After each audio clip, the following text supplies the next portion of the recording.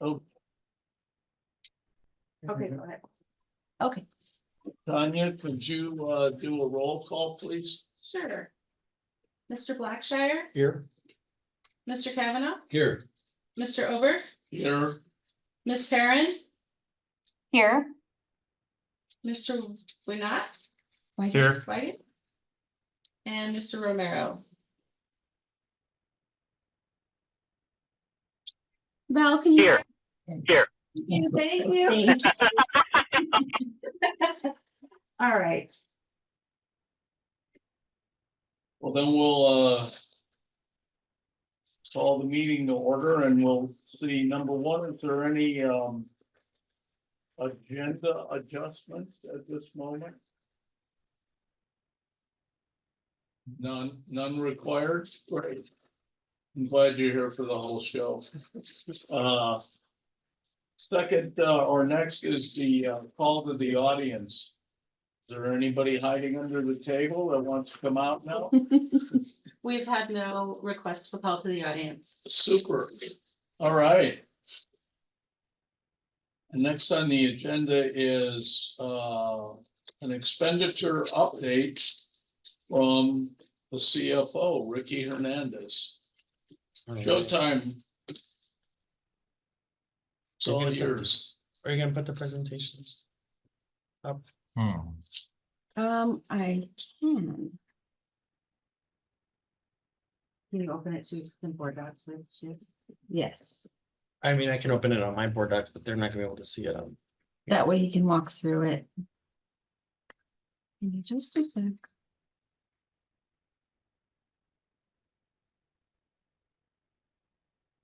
It's.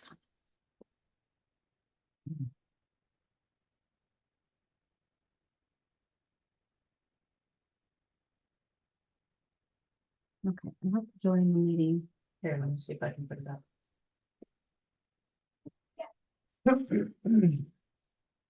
You're not on the Zoom. And are you on the Zoom? Yes, you are on the Zoom. You can project it. Tanya, just share your screen. Can you see it? Yeah, there it is. Can you minimize the little, The little the people. boxes? There you Put 'em go. over Even there. better. Yeah. All right, so this is just a brief presentation. I usually give the board or the committee just a very like overview of expenditures through whatever the period is right before the board or right before the committee meets. If there are elements of this expenditure report that you want added to, I've never gotten any feedback from any audit committee at this point. I welcome any feedback in terms of what other data points you would like Great. presented that apply to the district, obviously. So with that said. Presentation Tanya. is not on the, What? Oh, no. Oh, you know why? Sorry. yeah, you need to share the presentation and up the screen.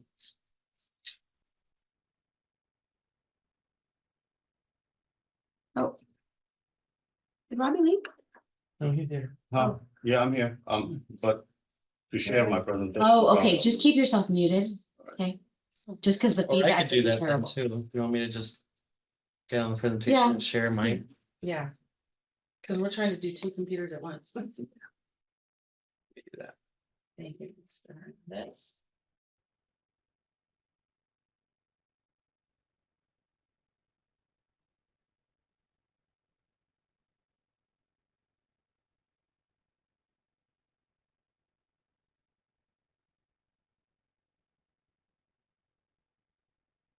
That's why you're missing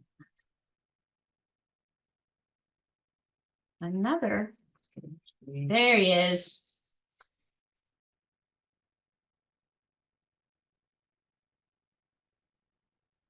Recording in progress.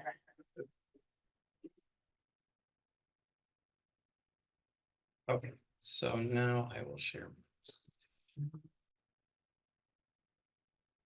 Ricky, will the first page you'll be going to be the fiscal year 2024 year-to-date budget balances? Yes, that's the Okay. first one I will talk about. So. And here is that presentation so that you all can see it. So these are the budget balances for the fiscal year for some of the major funds in the district. These are all based on adopted budgets that have been approved by the governing board at their December 12th governing board meeting. There shouldn't be a Q under federal grants, but that's just a typo. Some of these are marked with asterisks that you will see. Those are cash controlled funds. We do not actually set budgets for them. We can, but we're not limited to the budget that's adopted to them. We can spend as long as there's cash available in these various funds. Obviously, our maintenance and operations fund is what would otherwise be considered a general fund. That is the largest fund that we have in the district in order to fund our general operations across. Currently has an adjusted budget of over $395 million. Right now, we're projecting a budget balance ending at just over $24 million. This is based on what we know today, what we have encumbered through the end of the fiscal year, which ends June 30th. Right now, we're projecting $371 million in expenses. Instructional improvement is one that has a budget. It's $1.7 million. That one actually should also be cash. So as long as we've got the cash available to spend, which we generally do, we will spend that down. Classroom site fund comes from a sales tax across the state. It's a 0.6 cent sales tax. Generates over $36 million for the district. That one has an adopted budget of $41 million because you're allowed to create a budget limit that's equal to what is allocated by the state, plus any carry forward that you have and interest earnings, which is why our budget is about $42 million, just shy of that.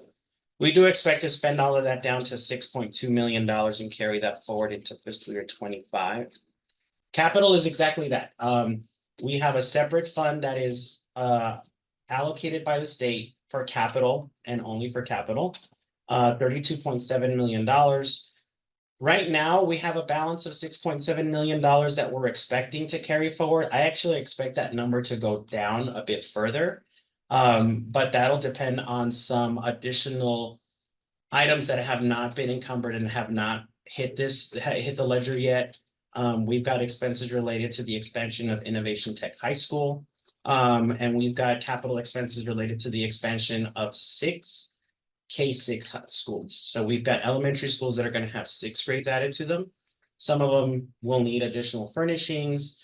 We've got 2 of them that will actually need new portable classrooms that will need to be put in place on top of technology and other pieces. So those numbers are yet to come. So I do expect that balance to continue to decrease as we get closer to the end of the fiscal year. Federal grants, right now, total, this is every federal dollar that we get, $125 million outside of food service. Food service is separate. We do expect, we've paid about $64.5 million. We've got another $32 million in expenses. This is everything. So these are budget limited, whatever the state allocates, depending on the different federal program we spend. And, the balances continue to carry forward. We've got a 15-month carry forward rule on all federal dollars. So once they, if they carry forward, we've got 15 months to spend any remaining carry forward. If we don't spend that carry forward in 15 months, that expires. State grants work very similar. They're a lot smaller. We get a few of those, but work exactly like federal grants. The other funds encumber a multitude of dollars that we have across different sources of fund that are not significant in any way considered, compared to all of these.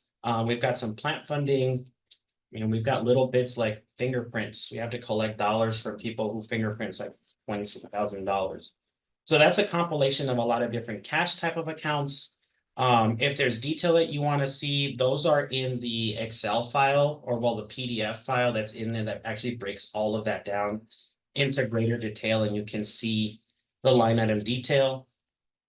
Internal service is exactly that. Those are our internal accounts. The biggest share of that internal service account is our employee benefits trust that is managed by our trustees. That is the largest chunk. We've got, internally, we've got like a print shop that is in there. We've got some liquidated damages that are charged to teachers when they leave the district early and they break their contract. We collect some of those dollars. But otherwise, the vast majority of that is the Employee Benefits Trust. Food service is exactly that, food service for the entire district, for all of our kids. This is where the National School Lunch Program allocations, the dollars are allocated to this. This is where the new revenue from the expanded National School Lunch Program to the entire district will be located. We run this as an auxiliary account. It is entirely, an enterprise, so it can only obviously spend whatever it collects. Our director out in food services does a great job of making sure that she stays exactly where she needs to be, keeps the per pupil amount on breakfast and lunches at as close to the reimbursement from USDA as we get. Since we will no longer be collecting school lunch fees, everything that we collect out of here is really from USDA for National School Lunch Program. We do some catering service, so believe it or not, we've got some private schools and charter schools who like to have us give them their lunch and their breakfast. So we will go out to private schools and charter schools who want us to service them for breakfast and lunch, and we will service their kids at a fee. And we do have some like internal catering, like when we have like events internally, we will use food service before we go anywhere else. Community schools, those are separate. So those are schools that are outside the K-12 system. Mostly this is our preschool system. So those are the infant and early learning centers, which are tuition based. We have some after school programs and before after school programs that are also tuition based. They're called community schools because they're not part of the normal K-12 funding and day-to-day. Career and technical ed, that's JTED. So for those of you who may be familiar with Joint Technical Education District, this is part of the allocation that we get from the JTED. This is where we spend our JTED dollars. Debt service. So we are still paying remaining debt for bonds that were issued. I think the last refunding we did was in 2017, I believe. And so we are paying down that debt. This debt should be completely liquidated by 2030. But the money that comes in is essentially right now we've paid interest, so we make two payments. We make an interest payment in January, a principal payment in June, totally funded by a levy of property tax on taxpayers in the district. Student activities, we don't set a budget for student activities. These are just the revenues and expenses that are collected by the students themselves for their clubs. So Mariachi has a concert at Tucson High and they collect ticket sales. Then their ticket sales are for them to spend on their student activity. So overall, when you put these all together, even though we don't necessarily think of it this way, but it's about a $722 million kind of budget, if you will, across the district for a variety of purposes. We will spend obviously the vast majority of that and leave about $88 million on the table as of right now. So I don't know if anybody has some questions on that slide. I just have one. I remember that the head of the Arizona Department of Education, the elected position, that's. The superintendent of public instruction. Yeah, Mr. yes. Horn. Yeah. He allocated dollars for tutors. Is that? Yeah, we don't get those. Those tutors are for kids to directly hire, so their parents have to apply to ADE to get a tutor through a tutoring process that they've got. Oh. So I can tell you as a parent, I got a big postcard from this company that ADE hired. Hey, ADE is paying for a tutor for whatever the case may be. And yeah, those funds essentially, we have other tutoring programs that do flow from ADE through here. But that one specifically that Superintendent Horn put together is not flowing through the school districts. The kids are essentially It's a doing. direct engagement by a parent Right. with who's ever been contracted with by the state. Yes. And then the Okay. state pays that vendor directly. Okay. Yeah. And do many kids in the district take advantage of that program? I don't know. We haven't received any information to know like how many TUSD kids are in there. Like I said, we have a variety of tutoring programs in the district through Title I. We've got a program called 21st Century. early or 21st century program, which is like extracurricular after school type programming. So we have a variety of tutoring programs that most of our kids already take advantage of because they don't have to leave their schools, right? My sons, for example, they have one at 3:30 today. Bell rings at 3:30 and they go off to their tutoring down the hall. So, but certainly some students may be taking advantage of it because like we're not open on the weekends. Right. Right. Okay. Yeah. Any other questions, guys? So these are fund balances. Obviously, we want to be able to kind of show, the relationship. They're not, they're somewhat correlated, but you can see that the fund balance in some instances is what actually then also drives the budget, right? In most instances, I would say in all of these instances, whatever fund balance is available becomes part of our budget capacity in the next fiscal year. So like maintenance and operations, currently we're projecting a fund balance of 37 million. That if that revenue is available, well, when that revenue is available, that will fund a portion of the carry forward going into the next fiscal year. And that just goes down. I mean, you can see that the bonds are equal to the ones in the prior slide. The one that I will point out that is coming soon to a school district near you is the bond one.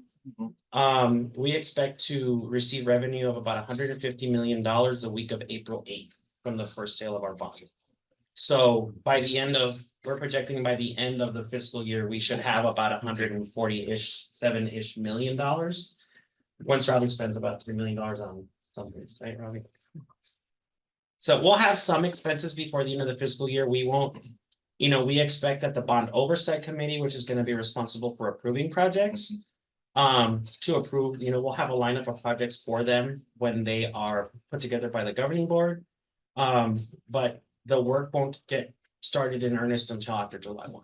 We'll kick right off after July 1, but this 3 million will probably be air conditioning is going to be a big one.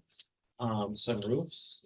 We're talking about some marquees. We still have some schools out there that have those kind of funky letter ones where you got to turn the upside down 7 to turn into an L type thing, turning them digital and stuff like that. So some of that stuff is just kind of the low hanging fruit at first, but the big projects, building revitalizations, construction of new classrooms at some of the campuses, fine arts and athletics facilities, that'll kick off well after July.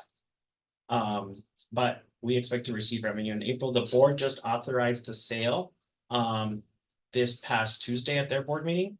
So we're off to the races with 480 million. So we expect to have a fund balance of combined of over $300 million. And obviously the bulk of that is going to be those bonds because we're not going to spend them in 60 days before the fiscal year closes. So any questions? Yes, sir. Do you have a guesstimate, if not an estimate, as to what portion of that 147 will be spent in the first half of this next fiscal year? In the first half of the next fiscal year, I would say, not knowing what our priorities are, I would guesstimate probably at least a quarter, depending on the size of the projects. We haven't determined the priority of projects from July to December. But you have 3 years from when you receive proceeds to spend those proceeds. And that's an IRS rule, right? So if we're not going to spend the full 147 in 3 years, we've got to either accelerate our projects or we've got to kind of come up with, a rationale for why. But we're going to make a big dent, at least in the first year. Why would we go out for that much funding at this point if we wouldn't have that much need in the next 9 months or 9 months following the funding? Well, because this isn't just for 1 year, because we have multiple years, some of these projects are projects that are going to take place in the first couple of months and they will be paid off. Technology is one of the biggest ones. So I know that we've got, I don't know, Robbie, how much would you say? The first wave of technology replacements across all of the classrooms are going to happen. So the idea was to spend on average, we can spend $50 million a year Oh, sure. easily. So the recommendation right now is to do 3 issuances. So the next 2 would be in the 120-ish, 30-ish million dollar range. But again, I can't speak to what the projects are at first. We have a listing of the priorities. Most of them are infrastructure, a lot of them are classrooms. So we know we've got Davis Elementary, for example, needs a whole new set of classrooms because we have kindergartners that don't fit. We've got 80 kindergartners on waiting lists that we can't get because we just have nowhere to put them. So we know that we've got some projects that are gonna be big dollar items that are gonna kick off. But the recommendation to do this in 3 issuances, and in particular to start with this volume, was that the bond council or the bond advisor? Yeah, that was bond advisors. That was working through bond advisors. And what was the purpose? I mean, what it sounds to me is we're gonna have a great deal of unused proceeds that we have carrying costs of. Yeah, I mean, and there, in terms of carrying costs, I mean, not much in there. Well, we have at least the interest cost. Well, I mean, yeah, debt service payment, the first debt service kicks off January. So we're paying interest right off the bat. And I understand that it's the interest on the first 150 million, and then we're carrying that cost. But the idea was essentially to try to kick off the large scale programs at the beginning. So I do anticipate at this point that we are going to reach that $150 million milestone by the 3rd year, at least. That is my answer, based on the needs that I've seen in the district, just on the priority listing that the facilities department and the technology department and the transportation department all have. Do you get the sense that necessarily that carrying cost is lower by rate than on this volume than if we had a lower volume? And yet closer and tied to our capital need?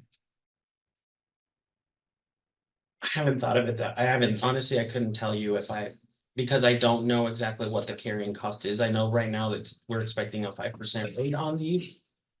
But until they get issued, I Sure. can't speak to how much actually that debt service. So Carrying costs are gonna be- if you pay 5% in this money environment we're in, when you have that pile of 150 million, what will you get as you got the money parked? What will you get for investing it wherever you're gonna put it? Yeah, so we're required to deposit this with the county treasurer. And the treasurer has investments in various pools. And the yield on those investments right now, we know that interest rates are doing something different in 6 months' time. But right now, the yield on that, it will be greater than the interest that we're gonna pay. Right. Okay. Yeah, Do you anticipate an arbitrage rebate then? Or will that necessarily go below and so over the span of the holding? Or over the use yeah, I don't anticipate right now any arbitrage, but I mean, we've done it before. We've had it, yeah. been there. But right now the yield, yeah, I mean, which is one of the reasons, for example, the benefits trust is one that was the previous CFO and the previous HR director parked a lot of the trustees' dollars in CDs, which were earning like a point and like nothing, like next to nothing basis points. Nothing. So I took the penalty this year for liquidating all of it and putting it in the treasury, and I've already earned all of the penalty back. So the treasurer manages these investments. Yeah, What are their returns compared to other? I mean, their returns right now. What do you think she's returning over there? I mean, I've seen upwards of like 4 and 5%, Okay. so, but that's because she's pooling every jurisdiction, so it's just, Okay, so she's doing an average. correct. Yeah. Okay. Yeah. Mhm. So, we don't, I mean, we're not allowed to have those proceeds sit in the district. Yeah, That's just statute. It's just in the Wall Street Journal, that Brown University did 10% this last year. Yeah, we're earning. And you don't want to compare yourself. No, Okay? Just No. don't do that. no, no, no. No, we don't want to raise eyebrows on interest earnings for sure. I mean, we want to certainly show that we're earning some cash on these things, but yeah, we don't. Which mitigates the carrying cost Right, issue. As a absolutely, practical matter, until you get into the arbitrage right, issue. Yeah. And then it's not worth the hassle, right. even at large dollar. Which may necessitate, I mean, right now, that's the recommendation as of now. It may necessitate saying, okay, we went to 150, we're gonna go to 80, X, 80 or something. We've got 10 years to spend these, so. We're in like month Spent 3 or issue. to issue bond, yeah. So we've got 10 years to issue, so we've. And I retire in 9 or 90. 80 points or 9 years. You and the wife are moving to Florida. There you go. Thank you. But that's, any other questions on fund balance? And then the last big one, which I presented to the board, and previously when I used to give this to them, because this is something that they're very interested in. That I want to make sure that you're aware of, is classroom spending. So every year, usually in the month of March, so we're gonna see this report actually come from the Auditor General here pretty soon, is how much are we actually spending, not only in instruction, but in the classroom. And in the classroom is defined in the top 3 categories above the subtotal line: instruction, student support, and instructional support. So instruction is obviously exactly what that is. It's teacher in front of a classroom. Student support is everything from teaching assistants to special ed services, to school bus drivers, to cafeteria workers, nurses, psychologists, things like that. And instructional support is the support of teaching, right? The embedded professional development at the schools for our teachers, and what that cost is, because all of that together is part of supporting the classroom. 68% versus the 70-ish we were carrying in the last few years. Administration is pretty much flat. Plan operations, we've increased a little bit. Transportation is back to kind of normal, I will say, and I'll talk through these right now, and food service. So the decrease in the total classroom support is related directly to COVID money. So we received $276 million in federal pandemic aid. Most of that money was spent at schools. For teachers, for support for students. There's a lot of mental health first aid. There was a lot of professional development for teachers. We were doing that, which is why we were peaking in 21 and 22 in 2021, 22, and even a little bit into 23. I mean, we're down to our last, $40 million or so. We're kind of down to the bottom of the barrel pennies. So with the decrease, that investment that kind of essentially has moved out, we're back to pre-pandemic levels of spending essentially. So our FY24 is kind of like an ongoing measure, right? As we move through the year, this number will kind of move up and down as expenses move up and down. The fiscal year 23 number, we are expecting that to come out here in a few weeks. So we'll have an official, but we just do an internal calculation of kind of where we think we're going to be. And then once the Auditor General issues their report, we'll let you know exactly kind of where we landed. The biggest changes that you'll see here are plant operations, right? So kids and teachers and everybody, they moved back into buildings, right? We moved back into brick and mortar instructional services. So maintenance and operations of buildings has creeped up, because now the air conditioning systems and heating systems we weren't running are now running. And so now they're breaking down. Transportation, same thing. We weren't transporting kids for a long time, and now we're transporting all kids, right? So we've got transportation costs, especially when it comes to fuel and maintenance costs coming through. And food service is the biggest one, right? We, especially in the height of the pandemic in fiscal year 21, I mean, food service was literally cold stuff, right? We had, the governing board did a great job in having the the district transportation system go out and deliver meals to where the kids were. But all of that stuff was, you know, like meals ready to eat. They were like MRE like sandwiches and things that they could heat up at home and things that didn't really take kind of human effort. And we're back to full operational kitchens and staff to kind of cook and prepare food. We're the only school district in this county that has an in-house food service. We don't outsource to Sodexo or any other company, like most of our, actually, I would say all of our counterpart school districts do. So one thing that we have that they don't have is labor. You know, we have people who do put these meals together for them. So that obviously increased because labor costs, commodity costs are ridiculous. You know, every kid, we're required to provide milk to every child in this district. And for some reason, cows are spitting out gold because milk is crazy expensive. So, but we got to provide it, you know, and the reimbursement we get from the milk program only offsets the expense of them, right? It doesn't pay for the expense of the milk. So, but now that we've expanded to the 100% school district wide school lunch program, that reimbursement will increase, will offset all of these, and it will be as long as commodities don't do what they've been doing. But they will. They will. I mean, rice and wheat, and then the cost of fuel and transporting that just gets passed out.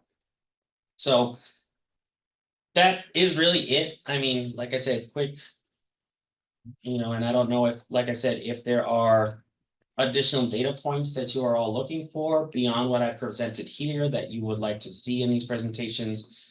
Like I mentioned previously, in the board docs, there is like a 70+ page document that breaks everything down into detail. You can even see expenses by site, by fund, by type of expense. So, yeah.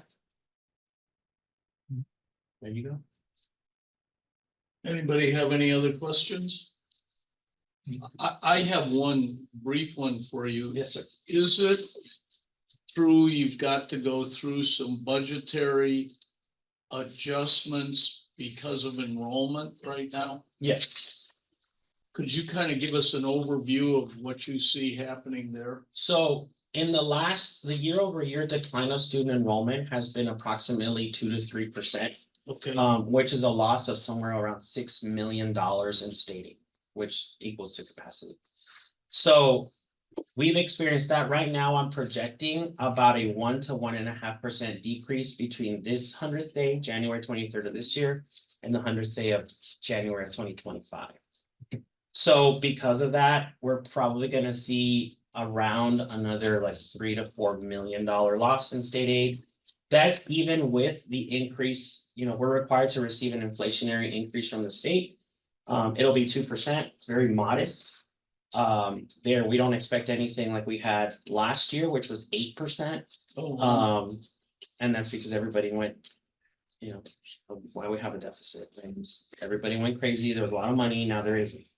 So it's 2%.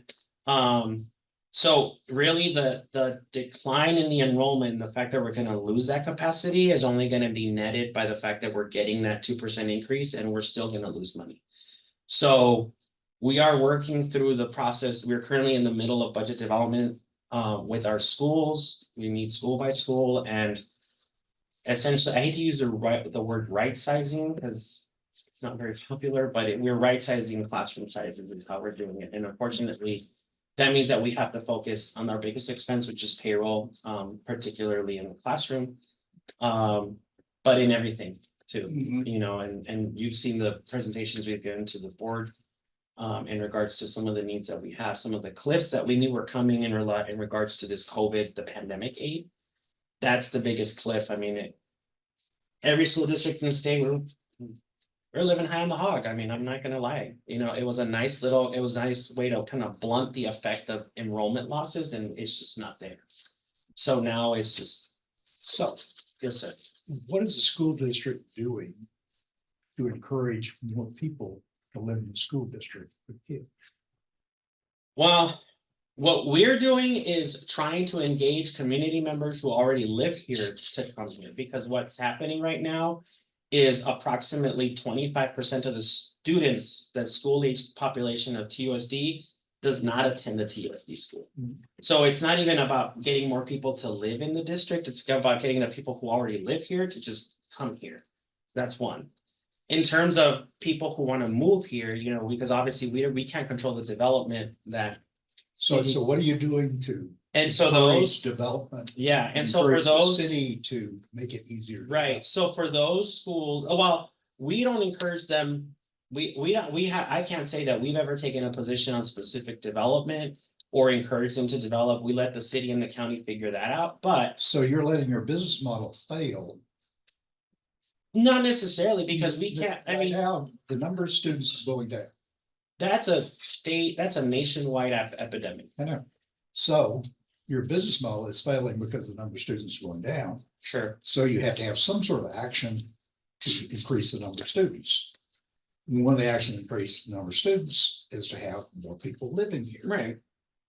And the school district needs to be vocal about developing new housing, et cetera, and making it affordable so that more kids are here, so that your business model Yeah. works. Yeah, no, That's my point. no, yeah, I get your point. What I'm answering exactly what you're asking though. Are we doing something to encourage development? No, the district has not officially taken a position or the board has given any direction to say, what are we doing to go talk to city council, board of supervisors on getting development into the city? If that were a direction, it's a great point to make, right? We want to make sure that if that housing is here, that's affordable and available for families. We want to do that. When those developments do happen though, especially around our schools. They're like these, you know, they're flies to honey in terms of our schools. Do they go into those brand new communities and say, we're your community school? Yes, we do. Mhm. You know, so it's not like we're leaving it on the table, but in terms of having that proactive approach with government, city government and county government, I can't say we've done that. John, as a person who's been around the development business forever, it's really politically difficult for somebody like TUSD to manifest an encouragement of development. It's really hard at a political level. So, you know, in defense of why aren't you doing anything? I know people who are, you know, they're professional NIMBYs, you know. Well, I understand all that, but what I'm I saying know is, these people and they don't go I've been away. one of those contrary people my entire life. My family's this way. Yeah. And you have to bring up, we need a solution to the problem. Oh, no, I don't, Because I'm not disagreeing want with you. students I'm to go just out of talking business. about, that's hard. I understand that. There's hard things in life. Yep, I agree with that one too. And To the we, guy at the end of the and we need to get the guy at the end of the table. Back to the guy at the end of the table. Because honestly, if that's the direction, I mean, I don't necessarily want to speak for Dr. Trujillo, but if that's the direction the boards put us in because they're aware of our enrollment issues, then we would have to find a way politically savviness, because you're right, there is some political, and we're not the only ones, right? We're not the only metropolitan school district, even though we're the biggest one. But our counterparts in Sunnyside on the south side, Amphi on the north side, and Flowing Wells in the middle, we're all experiencing declines of varying degrees, and we all have either most or a major portion of our district within the city limits in particular. And so I don't know what, you know, those communities are doing to go like And Amphi. see, what I'm pointing out is that one of my clients back in the day was Memphis City Schools. And we were sitting there in 1992 looking at it. We put in new accounting systems. And I went, you're gonna be done in about 15 years. They're gone. And you don't wanna be there in 15 years. When you say gone, explain what that word. Memphis City Schools went out of business and was dissolved. It had to be taken over by the suburban districts around it. Wow, They went bankrupt. And you could see it in the early 1990s. right. You see the same thing here. You've got a school district that has majority minorities. You got a school district that has a very high number of people that are below the poverty level. Yes. You better do something now, or the school district will be gone in 15 years. And that's just me, the old accountant. Well, Been there, done that. you've got an experience that seriously very few people have, and I think informing people That's why I like brought you. him in this meeting. That's why I brought up the question. And those are really good points, and I know, tweaking our business model Mhm. needs to, be looked at and addressed, and I have had conversations with Dr. Trujillo, and eventually, as we kind of work on some things, maybe something will come up with that. But same thing, being in business, sometimes the old business model doesn't work, and we need to change it. Right. One of the things I usually do on a yearly basis, what worked this year, what didn't work this year, what do I gotta get rid of, where do we focus our energies, because, we do need to take a good look at it. But there's a lot of other things, even within our schools. What is our administration doing for the kids that they have there to say that they're staying there? When the student goes, do we go out, hey, why are you leaving TUSD? What do we, and doing things of that feedback. So I know there's some things that are going on this, but that's a great point, and I will make a point to see about keep bringing. The world is about to change radically over the next 10 years. Well, even with Because technology, within 5 years, his technology department may be delivering 50% of the instruction. well, Tuba, do we know how many kids are like We have 1,400? About 1,400. It's the fastest growing school we have in the district is our virtual academy. And it's all grades from kindergarten to high school. Mhm. Yeah, when I went there and I saw what they were doing on this with the technology, blew me away. Never would have thought in my life that I'd see something like that. But that's what this 2020 has created. And, that we might, like I said, some of these schools might. And why don't we just go to school 9 months a week? I wasn't part of that. That's too high. Remember, our air conditioning's on. We can't. Well, you now have the money to put in the air conditioning. Overcome the climate. And that's what it's all about, is the reason we're the way we are is we've come up with ways as human to overcome the climate. And we need to sit back and say, one of the biggest down things for the educational advancement of the kids is they leave the building for 2.5 months. And then you spend the next 2.5 months bringing them back up where they were. Yeah, And if they don't leave the building the entire year, you go 5 weeks and have a week off, you go 5 weeks and have a week off. You don't have this decrease in learning. And why do we have 12 grades anyway? I wasn't part of that plan either. And remember, I'm a radical. I'm a radical. And I go, I thought of my pay grade. and I go, we should sit down and say, these things, like, show up. Here's how here's how you fix this problem. How do you educate this kid? Because some kids should be here 8 or 9 years, and other kids should be here 14 or 15. And it's each of that bell-shaped curve. Still be here. You still be here, Bernie? So as a governance, we need to throw these things out here and talk about what these people don't want to talk about. We need to start thinking about enterprise risk management. And that we have things outside the four walls that affect us.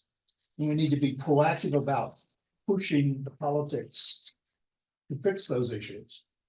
Because one of the not in my backyard things that really is a hot button is closing schools. To avoid closing schools, you need more kids. But you have to go through and logically do this and say, okay, what schools do we really want to keep over the long haul?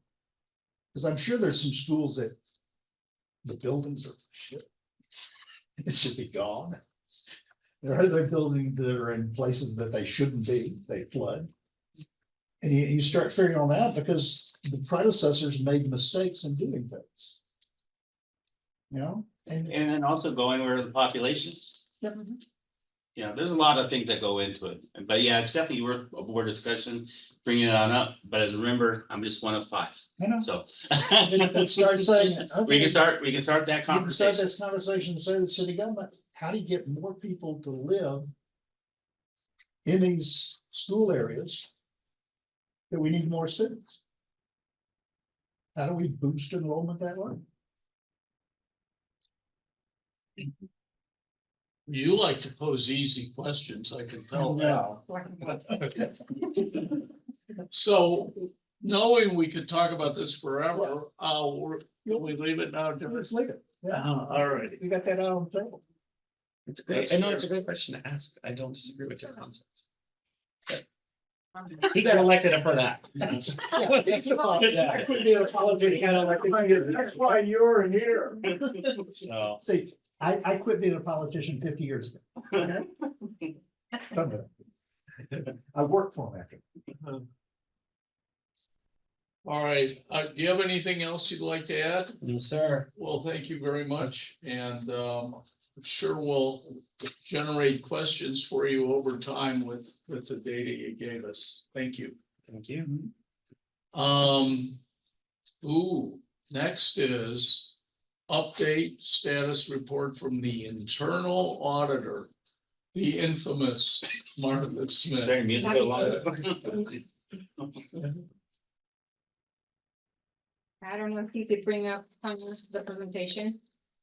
Which one do you want me to bring up first? We could start with the audit that I just finished, which is the human resources audit. All of you received, well, for exception of the guest, but everybody else received the human resources internal audit report. Fairly clean, fairly straightforward. There's a lot of things that the human resources department is still doing, which while the timing of the audit was okay, it felt a little bit rushed just because it fell during the holidays and all this wonderful stuff. But great collaboration from the chief, capital human resources individual. Great collaboration there from him and his team. It was a great learning experience, not only for myself, but also for them, to see that the external auditor or the external consulting company, XMI, I believe, did their findings. Their findings were a little bit on the unique side because they had to do with mostly what they normally do, which is look at districts.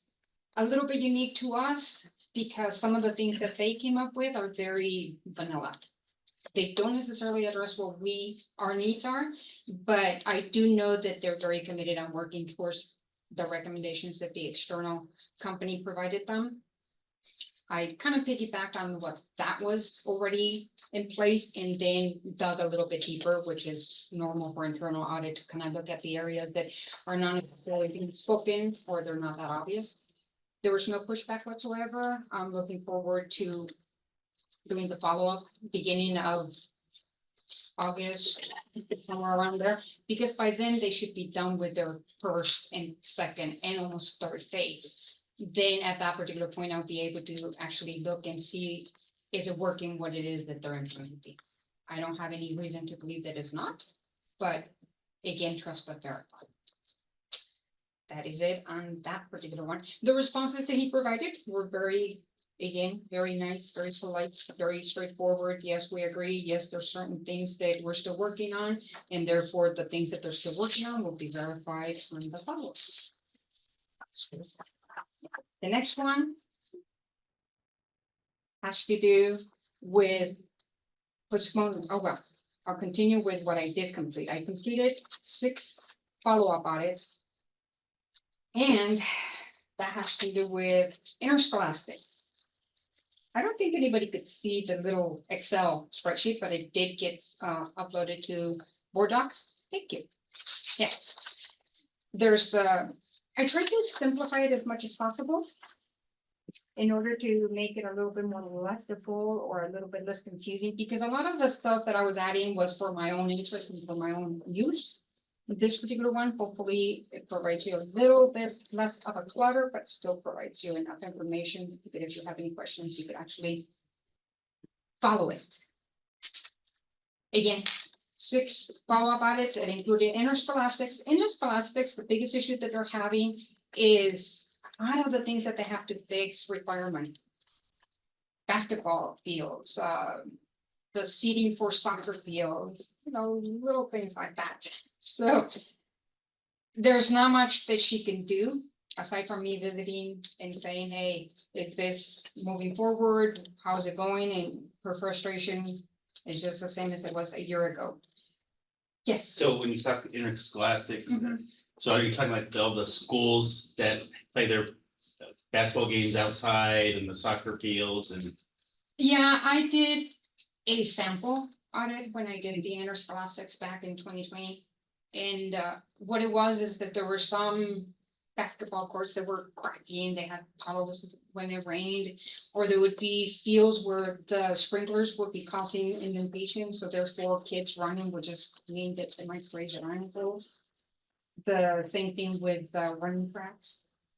Same thing, they were falling apart, they had issues. So a lot of that was noted in the audit. Some of them also included the restrooms for the interscholastics.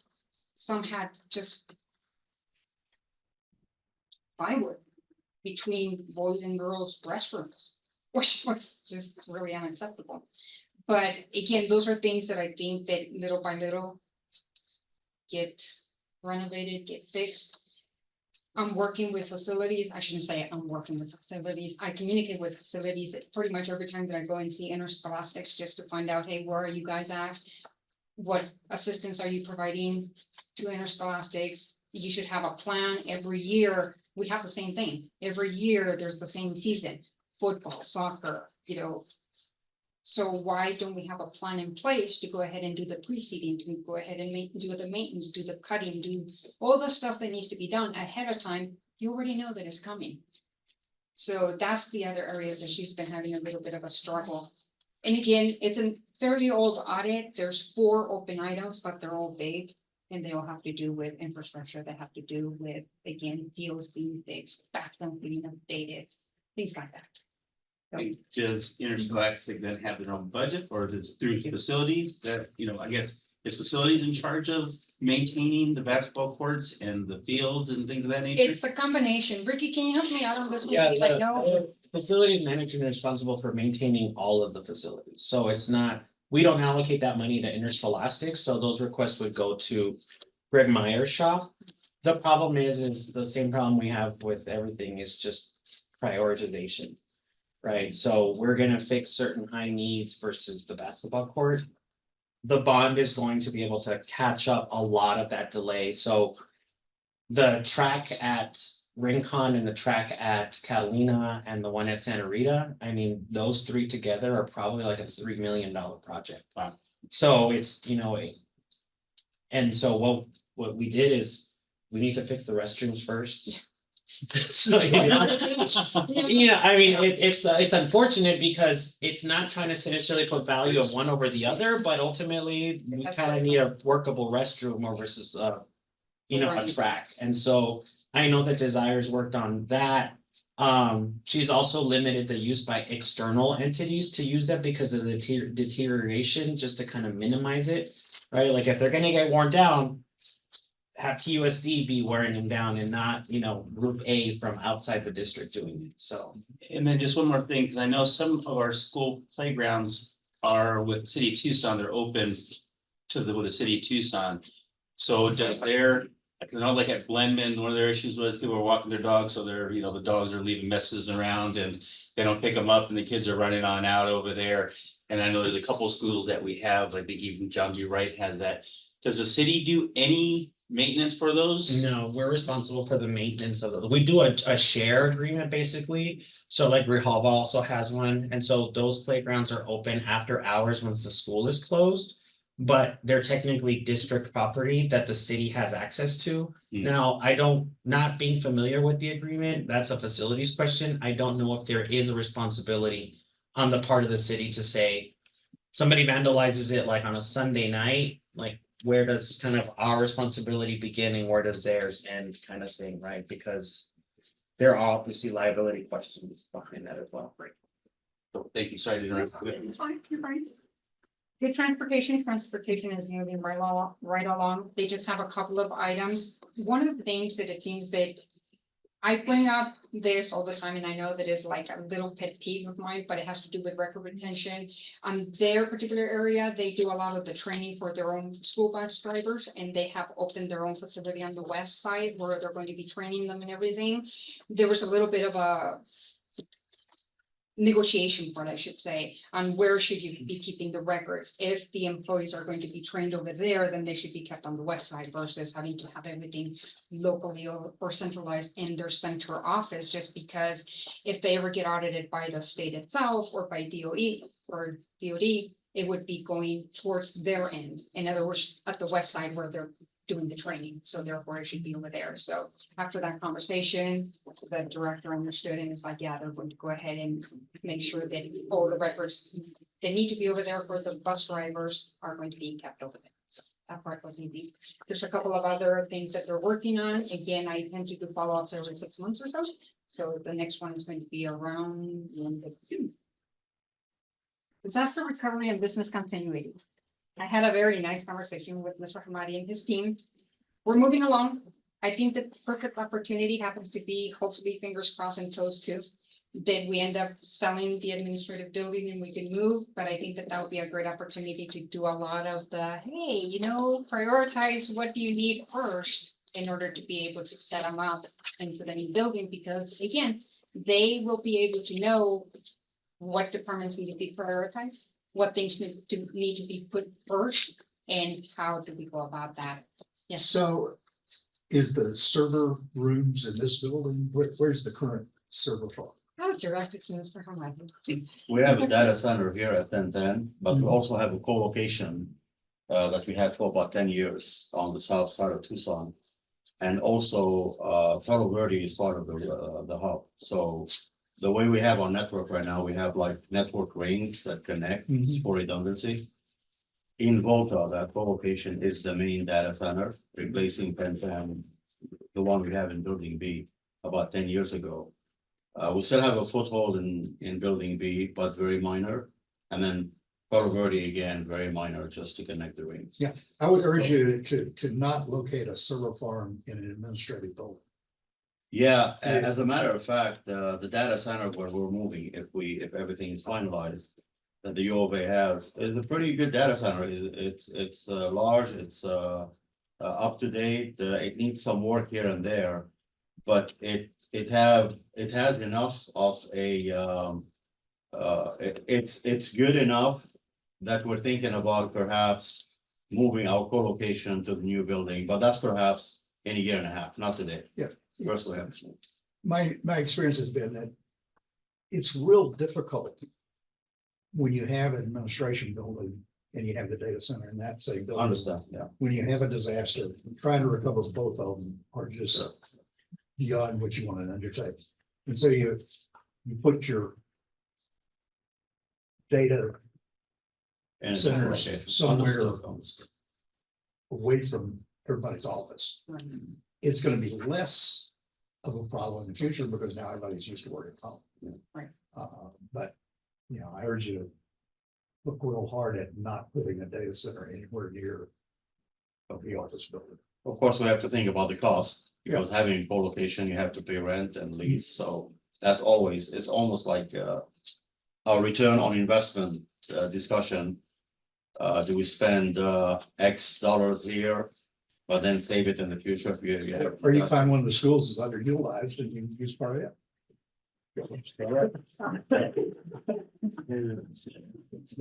Yeah, you said that out loud. Anyway, on that note, going on to district cashier is an old audit. There's just one item left on that one. Risk management is a little bit of a hot topic because it is hand in hand with disaster recovery and business continuity.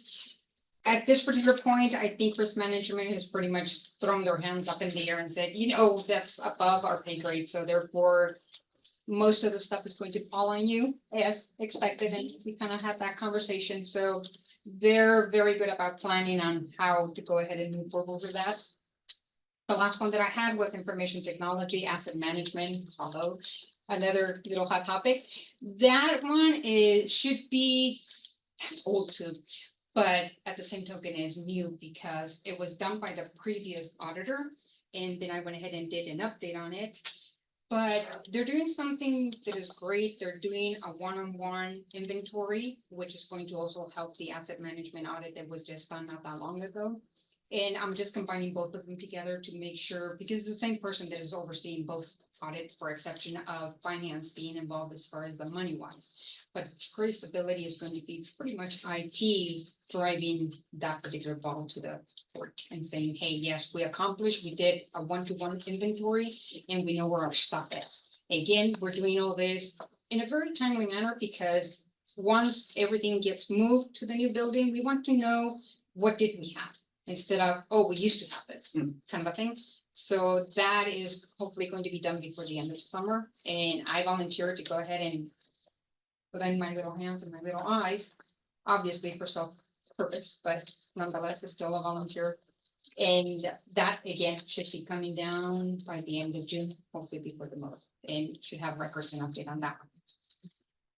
The audit plan, that one was updated. It was also sent to every one of you. That modified the school year plan that I had for this particular year. I ended up postponing 2 audits and mainly to go ahead and help those 2 departments. One is the project management department, which is the ones that are in charge of moving the entire district. Again, once this whole thing takes place, we'll be moving to hopefully that building. They're in charge of a lot of those contracts. They're in charge of a lot of those movements. I was going to do it in conjunction with the purchasing department, not necessarily the purchasing department, but mostly the vendor contracting.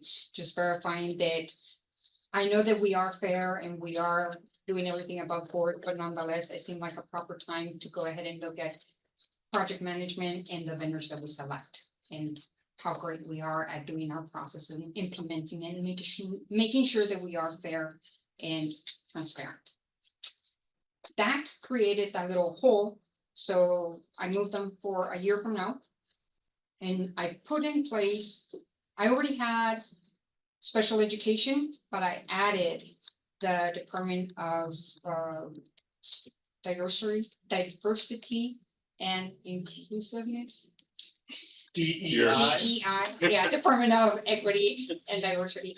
I added them up, I added them into the upcoming audit that would be done by the end of this school year. The reason for that is because it's been a nice little topic of conversation, and it just seemed like perfect timing. If I had the space, why not just include them in there? And therefore, I went ahead and issued the annual audit plan for 2025 or 2024-2025. So you guys get to look at it, review it. That doesn't need to be presented. Well, it's already been given to the board and the superintendent and anybody else that needed it. But you could go ahead and review it. Please let me know what your thoughts are. There's again 5 or 6 audits in there. If you think that they should be moved around, by all means, feel free to do so. The first one for the 24-25 school year is going to be transportation. Speaking of fuel, is going to be what I'm going to be looking at. So that is it. Oh, no, I have one last thing. I lied. Sorry. The DEFA policy is one of the things that I'm proposing to go ahead and review alongside with the audit committee's charter. The reason for that is because that way there'll be only one presentation to the governing board instead of having to do 2 separate ones. We could go ahead and do the annual audit plan along with the updated of the audit committee charter and the updated to that particular policy, which happens to be for the internal audit. Any questions on all of that? I think it's very timely, Martha, not only your audit, some of the adjustments to the audit schedule, but as you mentioned, the DEFA document, I think, at least in my sense of priorities, the audit committee charter is toward our top of the list of making sure that it's consistent and that it is consistent with the DEFA document, also the internal audit charter to make sure. So I think the current charter have some areas where it's either unclear or conflicting with the internal audit charter. So I think we need to all be talking in the same direction. I think it's very timely. Thank you. Yeah, I agree. I think that one of the things that is very important is to show a united front instead of, this one does this and it contradicts over there. And that's one of the reasons why the update for the DEFA should be ideal. Right. Yeah, and just FYI, I did start the student attendance. Speaking of what are we doing, to retain, that was one of the conversations that I had on my entrance meeting. As far as, okay, yeah, we're losing enrollment, I understand that, and this is the attendance that we have, but what are we doing to prevent that? And the answer that I received was a little bit unsettling, but that's something that, again, I'm going to look into and verify, because sharing it at this particular point is just kind of like, it's so not to where I've actually been in the ground to look and see why certain things are going on. But yeah, I had my entrance meeting, it went well. There's a lot of support in that department, so I don't foresee any issues. I am going to be visiting about 10 schools just to try to get a good, nice little sample as far as what systems are we using, what are we doing when we have the attendance, and what are we really doing to try to retain these people? Not just prior to the 100 days, but after the 100 days, because they have citizens. So question, Yes, sir. how many internal auditors should we have? Are we adequately staffed?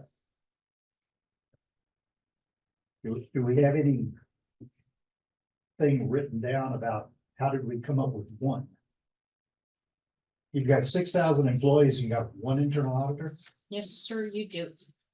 Yes, I really don't know how to answer that one. I just know that I just happen to work a lot. But I do enjoy what I'm doing. The thing that I would, yeah, But what I'm saying is that the board here is, have we taken a long, hard look at the adequacy of the staffing of the internal audit? Because you no, have no IT experience at all, and it's going to be growing. I have some IT experience.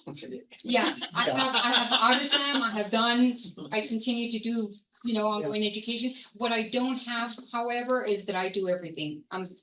I wouldn't say I'm the janitor, but very close to it, all the way to actually delivering the report. So I think that somewhere in between, it would be nice to have the assistance that I do.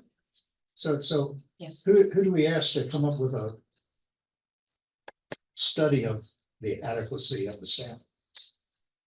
That's a very good question. Probably the audit committee,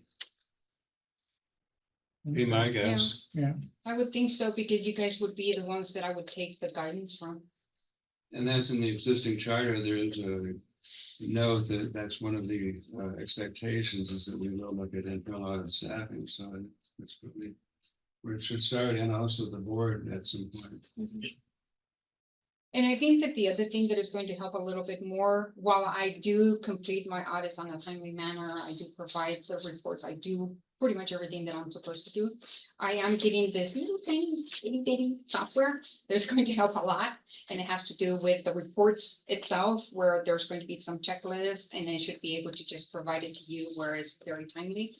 And it's actually going to it's going to cut back on a lot of the writing that I have to do, because it'll be more timely in the fashion that I will be taking my notes when I do the entrance meeting, and all that should be able to keep the cipher right there. Right now, I feel like I take my notes, I could do it in the computer, but there's nothing aside from Excel that comes up, and then Word, same thing. There is no software for me right now, but hopefully that's good. What is that software? Audit. It's not really intended for internal audit. I have to preface that. It's mostly done for like manufacturing, but that's what is so great about it. Yeah, because over what lapse time will it take you to look at all the risks that the school district has? 15, 16 years? I would die before I would get there. Yes, I mean, I have 267 audits in my universe right now. And I keep on adding more. And every time that I have an entrance meeting or that I meet with somebody, I discover 5 or 6. So people could go other to work things. here and retire before you get around. Absolutely, yes. And I'm sure every And time that's that, a big risk. and I agree with you. And I think that one of the areas that I would like also to be a little bit beefier would be the risk department. Because they have a lot on their plate. And I would like for them to also be one of those that is one of the lines of defense. They see a lot of things that I usually don't. I try to encapsulate as much as possible, but it's not possible. Like you said, it's a one human thing. I would also love to be able to get the support from pretty much every lead or every chief financial officer, chief operating officer, the superintendent, I would love to have that support as well. The governing board to tell me, what areas do you see? Because again, I'm not saying I'm myopic. I see a lot, but I also know that they have way more experience than I do with this district. They've been here longer, so their feedback is invaluable to me, and therefore, when I ask and I get no feedback, it makes it a little bit difficult for me to muddle through. Well, this is the risk that I saw, but that's just my view. I like the input from everybody else to say, well, no, this is. See, there's red flags that I've seen already, that there's a hesitancy to talk about risk. And I don't understand why. No, it's that's there. human, that's human. Is that? Um, It's not just look at it and think, well, you have to address it. But we look at things from a different perspective, Yeah, we do. okay? Most humans don't want to talk about risk. They want to have the same things every day. Their favorite words are, we've always been doing it that way. Yes, yes. We've always done it that way. You know that. Yes. So, So yeah, that is my report. Unless you have any other questions, I will yield it to, I believe it is next. Bernie, any Any, question? John, we're gonna have to Nothing that hasn't restrict been you resolved. shortly. Yeah. Ray, you're still, I think the point you brought up relative to Val sitting at the end of the table kind of sparked that, maybe we collectively come up with an agenda of what we think needs to be done by the audit committee, while at the same time asking him, what do you think the discussion from the board would be about what do they perceive as needing to be done by us? And I don't think that cross communication has ever really happened productively. Just remember that the three of you can't meet simultaneously without breaking open meeting law. Yeah. And I would further say, that we have I a think, we have a special meeting. well, not so much. I mean, you can have a special meeting if you can do that. That's what I'm saying. Like, you'd have to have that conversation in a public setting. You couldn't like go out to Starbucks and the three of you sit together and do that. Or how about, Like, you can get on the up and- how about a wine bar? Is it acceptable at a wine bar? Does it matter what kind of libation you want to take? I don't remember any. I don't drink wine. I don't drink wine, so. You know, it's something that I would say is that what we should do on a future agenda is at least create a study item, possibly a study in action item. If we thought we would necessarily get far enough with the study to lead to an action item. But it's pretty immense kind of item that could go on for several meetings Mm-hmm. to quantify, qualify what we'd want to do to create a recommendation to the board. Yeah. And one of the things I would necessarily say is that it wasn't all so long ago, but before I came on the committee, that this function didn't exist. So it's not more than maybe 10 to 12 years old right now. And it went through an iteration where the first person that filled the position left it under circumstances that became awkward and complicated, but then also left the position vacant long enough to kind of create no kind of synergy between or continuity between the previous operation and this one, except to the extent that Martha could get in the weeds of what had been done and move forward with it. So even though it's point well taken that maybe there should be more to this functionality, there wasn't so long ago, there was no functionality. And my point is that to run a world-class organization, you need to have a 36-month tactical plan. You need to have a 10-year strategic plan. You need to go along and say, in the internal audit department, that means that we need to throw out that annual plan. It's all- Right, it's all start. over the place. over the next 18 months, you need to cover the 5%. The 5% of the things that are at the school board that have 50% of risk. Down beneath that, you need to cover some of the 15% that contain 30% of the risk. And then the 80% that contain 20% of the risk, you stretch out over about 6 or 7 years. Then you're always going to have. But you've got to something. show up, because if you don't show up, you'll miss things. And the thing in internal audit is, it can be a small thing, $600 million budget, which can be something we don't want to go in front of the guy at the end of the table saying, we missed this. Right. I agree. And those are the t-shirts you don't want to pick up. No, but I think that you have a valid point. Most people don't want to look at that. They don't want that risk. They don't want to be looking at what the risk is. Nobody likes to have their baby called ugly. I understand that, and that's what I do. I go in, I look at it, and I say, this is ugly. Yeah. And it's not my job to fix it. I just kind of turn it over and say, you need to fix it. How do you fix it? I don't know, but it's your responsibility as a manager to fix it. My responsibility is to show you. And overall, I haven't seen anything yet where people say here at the school district, we have an internal control framework. Mhm. We have some any level controls we define, like the audit committee charter and how it works, like the internal audit charter and how it works.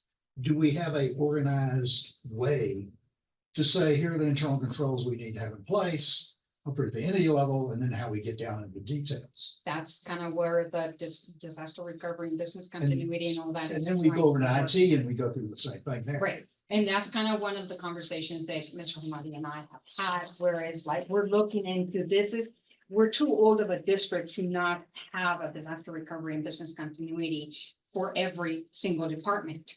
Okay, we really don't. We have a disaster recovery for IT, which is great.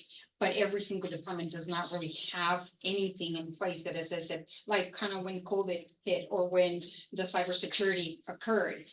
It's kind of like, yes, it's great that you brought us back on board and it's great that you kept us from all this other stuff. It could have been worse, but that's a great opportunity to go ahead and look at what it is that we have, look at what it is that we need, and then put it in place and make sure that it's in place. So that way, when it happens again, we know where the light switch is.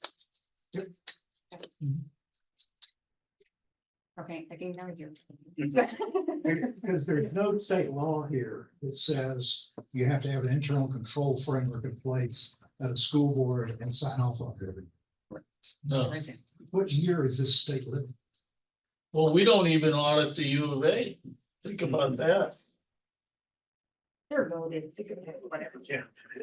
Well, they proved it. Exactly. They don't need no sneaking audits. And it's a contagious disease, Very, and it spreads. because the U of A only has 5 auditors. And what's their budget? 2 billion. Is it? Oh, Yeah, it's like 2 billion. They're understaffed. yeah. They have 15,000 employees. I keep on having the baton. Jump on in. I don't want to disrupt the conversation. Someone has to. Val, do you have any comment relative to what she has just said, the comments between us and what you think you might take back to the board and ask the board relative to this last discussion? I think what would be ideal for the audit committee to come up with some suggestions.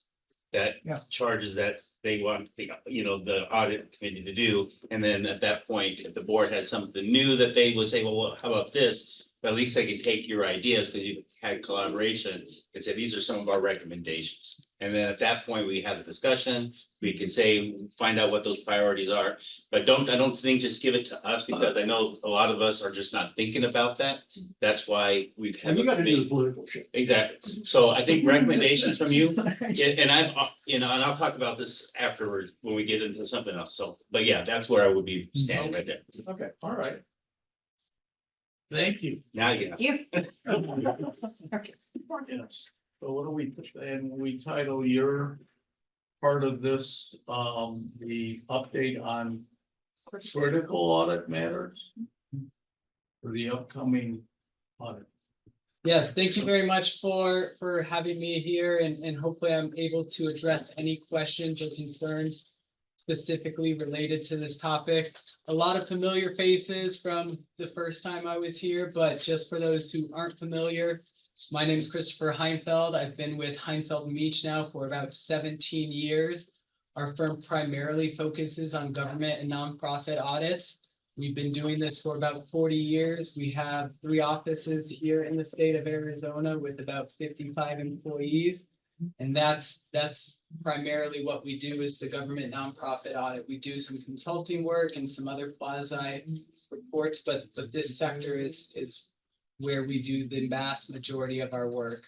To hopefully address some of these questions that were forwarded on to me, I thought I'd start with just talking a little bit about the risks of material misstatement for the audit, for this audit that we're in process, and maybe we can discuss how that works forward then. So the 2 main risks of material misstatements that we've identified for the current year audit are the same 2 that were communicated in the engagement letter that went out at the beginning of the audit to the board. And those risks were revenue recognition as well as management override of controls. And so in terms of those 2 risks, your management override of controls is one of those we call an overarching or encompassing risk that's going to involve all types and levels of financial transactions. So you look at your financial statements, it affects everything, your cash transactions, your revenues, your expenditures, any other type of accruals that the district's involved in reporting, capital assets, debt.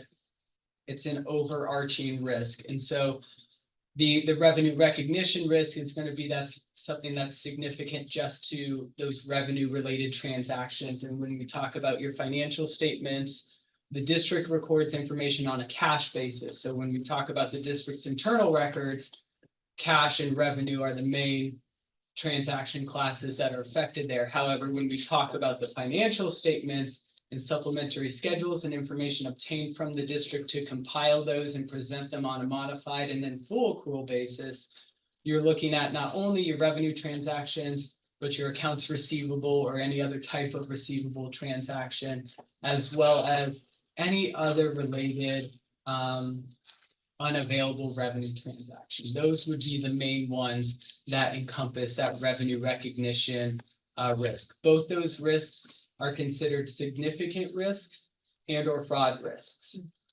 So what are the root causes of those 2? Several different areas, but when you talk about why did those risks occur, one of them is they're in standard. The auditing standards strongly suggest you use those risks. Now we then go through and we evaluate whether we should continue with those risks. We've found in just in terms of us being objective in our experience working with the school district audits in Arizona that the management override is a concern for all entities and specifically at our school district levels. Management potentially having too much access to override journal entry, transaction detail, or anything of that nature. Is it due to a lack of formal internal controls? Very well could be. It could be due to a lack of controls over.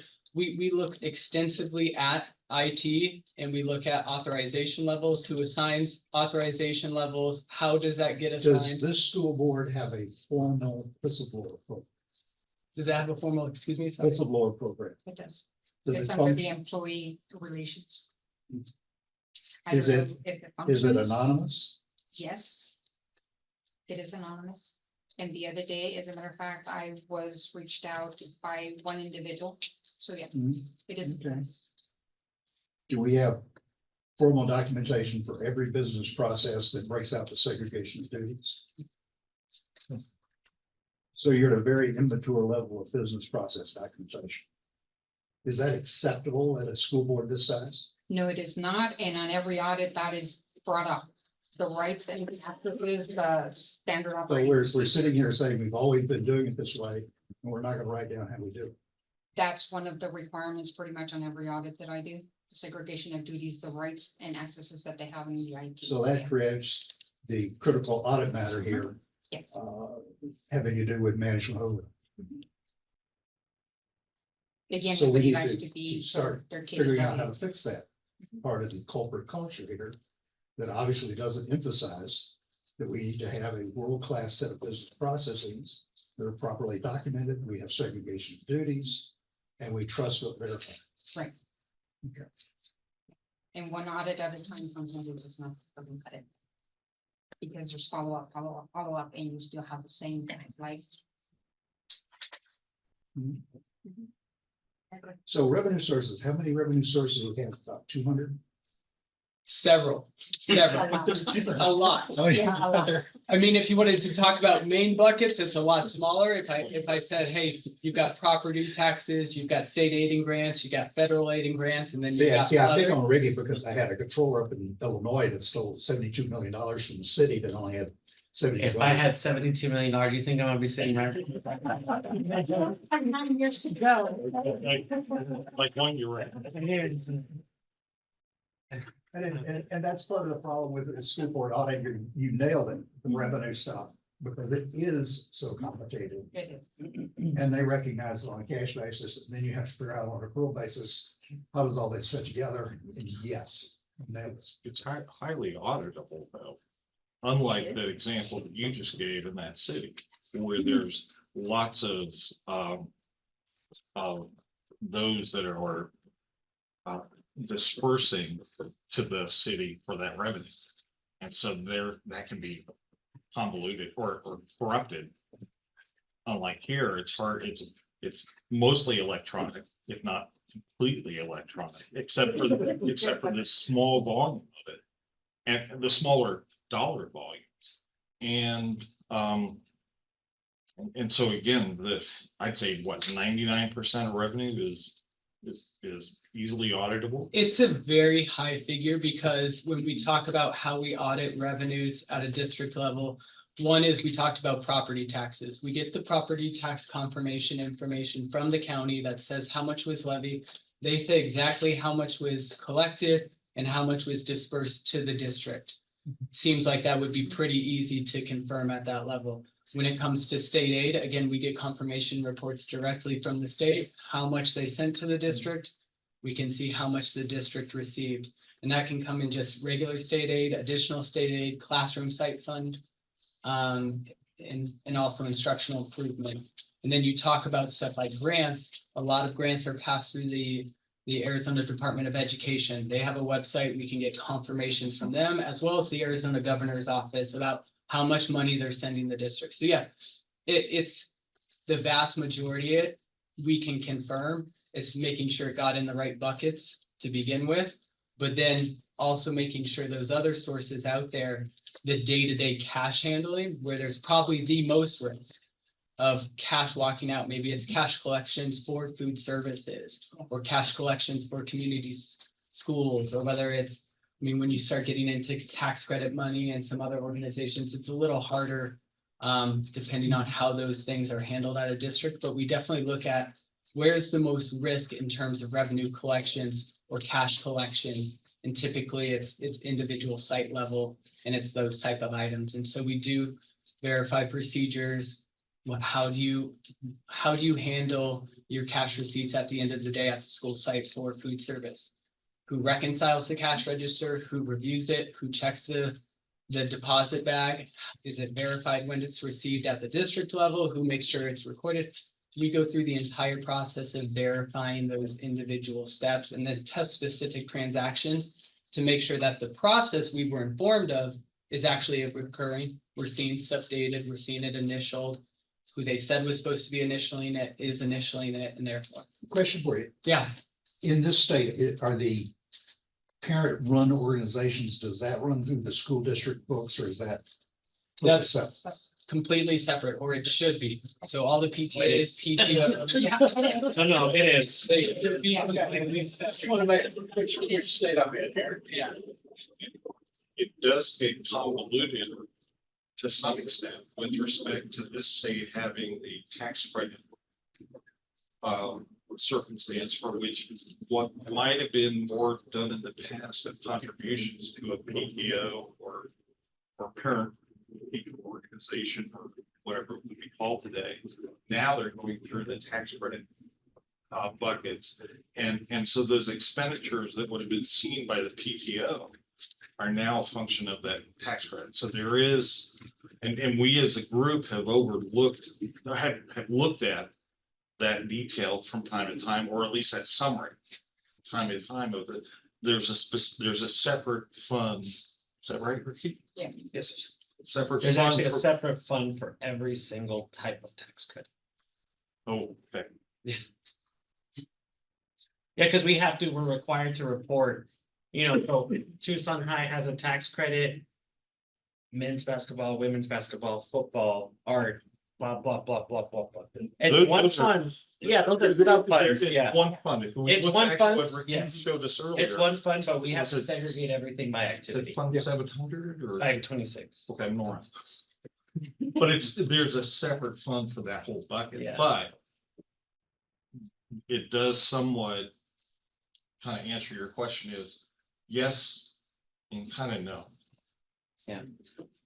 The I don't know, we PTOs don't- are done outside of the, Mhm. of the district, but there's a certain amount of that kind of activity now inside. the district. And where we do take cash is on a very limited, like we don't take cash for tax credits, for example. Right. Right, they can either give us a check or they've got an online payment portal from a credit card. Yeah, But like- reduce, no cash. Yeah, well, and the thing is, I can't get rid of cash because you're never gonna get rid of a parent wanting to buy nachos with a dollar bill in their pocket. Right. That's a reality of just the way all schools work. You'd have a revolt, and they come here and not there for you if you got rid of cash. Believe me, when I was on the audit committee, I asked the same question. It's like, why don't we ever just stop taking cash? Mhm. Because of that very reason. The activities Not that our practical. students and our families participate in, they want to have the option of being able to use cash. But we are minimizing those instances to the point where we're actually talking about like tap to pay and things like that at like gate entrances for the football games, for example. So we're trying to incentivize people to move in the direction that they're moving when it's from a cashless perspective, but cash continues to be king. So, And that's a societal shift. yes, correct. So, I mean, that's a matter of time. Yeah, like the Federal Reserve would have to literally stop printing cash in order for us to stop. That would run the 30% of the economy. It's No, I'm just saying, that's the only way. So we were talking about just some of the audit procedures related to revenue recognition and testing a lot of these things through third-party confirmations, but then we started talking about maybe the bigger, riskier areas are those day-to-day cash transactions where cash or checks are actually exchanging hands. And we sample a lot of those individual transactions from various different buckets of funds, whether it's from the food service funds for those daily cash receipts, whether it's from extracurricular activities. And we're looking at items like checks or actual cash receipts. It could be from auxiliary operations. It could be from student activities. These are all various avenues that we go to just verify procedures over probably the riskier areas when it comes to revenue recognition or potential for fraud or misstatement. When it comes to management override, a lot of the procedures are just all over the board. Every single area, we're looking at segregation of duties. Now, if a district did have specific policy or procedural manuals, that would be a great start for us. But typically it starts with a discussion, what's your day-to-day procedure? If you got an invoice today, how would you process it? A true walkthrough of the district's procedures. And then we go about verifying those steps by testing individual documents. And then on top of that, making sure that management has appropriate access where they should. And that's when the IT portion comes in, looking at who's available to authorize access to individuals and who can then also request access for individuals. We then pull reports from the district systems that tell us who has access to what modules and what functions. And we compare that with the information we've been given.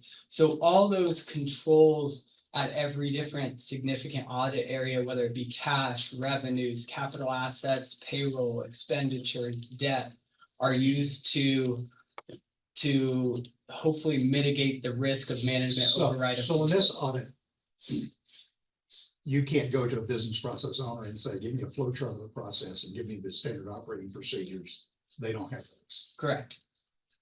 But the state of Arizona has, So that makes you not rely on internal controls at all. And so it ups your substantive testing, yes, and that increases the audit bill. Would you say that again, John? There's two kinds of testing you do in audit.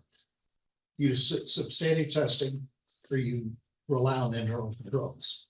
If you have a client that doesn't have mature internal controls, as a external audit firm, you cannot rely on those controls. You have to rely on your substantive testing of the details, and that costs him more manpower, that costs us more money. now that is a good point. The state of Arizona does have the USFR compliance questionnaire, and it does dictate us perform a lot of additional procedures that sort of, But the state of Arizona has not put in place, you need to use the green book to drive the internal controls in your state agency, in your school district, in your county. no, they do not, but they do have just not a compliance questionnaire, but just the USFR, which does provide suggested procedures. And it actually has suggested forms the district should use as well. So how long has the GIO had the green book out? 40 years? At least, yeah, It was updated in 2017, yeah. and nobody in Arizona said this is something we need to embrace and do. Yeah, I'm a newcomer to the state, so, yeah. Maybe not at the Where's that school moved to? district level. I think you'll see it a lot more at the municipality and city level, but at the individual school, I'd say the large municipalities, Yeah. you don't see that. You see the same process pretty much throughout the state. yeah. In all But you're running municipalities. a $700 million a year operation here, I and you're understand. telling me that you cannot rely on internal controls to your financial audit, right? Is that what you're saying? I'm not saying we can't rely on internal controls. I'm just saying there's not actual documented policies or procedures. We can still gain an understanding of the So the internal internal controls, and we controls are can in still people's test them. Yes, A lot of them, yes. So we're at a level 1 of maturity of our controls. We're ad hoc. yeah, depending on what your level system is. So if we go down to Raytheon down the street here, they're currently having to make sure all their internal controls that have a 3.5 level of maturity or above, but the Defense Department is going to cut them off. Why doesn't the state of Arizona say that to all of the major school districts? That's one. I mean, it's a good question. You know, what century we live in? That's a good question. So Yeah, so you already figured out how many internal control that which is fine, and the district does have some internal controls documented, so they're mandated to have some kind of policy or procedure over stuff like conflicts of interest, or maybe general policies or procedures over capital assets, but like the day-to-day stuff, they typically do So not. in your management letter after this audit, are you going to include in it all the red flags you saw that pertain to internal control weaknesses? Yes, so we'll communicate anything related to internal controls through various means, depending on what level it rises to. So Okay. if it's a very low level, it may just get reported in the USFR compliance questionnaire as a no answer in the response why it's a no answer. If it's maybe a more significant item, it may be included in a management letter or included in the bed of the governance communication letter, which goes to the governing board at the end of the audit and basically summarizes or details all the findings, or says, you have findings, go see such and such report because they were significant. If they're deemed significant enough to be reported at a federal or financial statement level based on a GAFS or uniform guidance report, then they would be reported in the single audit report. So yes, but to answer your question, yes, they will be reported to the governing board in some facet. In terms of what's left here on this list, I think we've covered the vast majority of it just through some of this discussion. Those are the two main ones this year that we sort of started with based on our initial understanding of the district. It doesn't mean that there are other significant risks that could come out.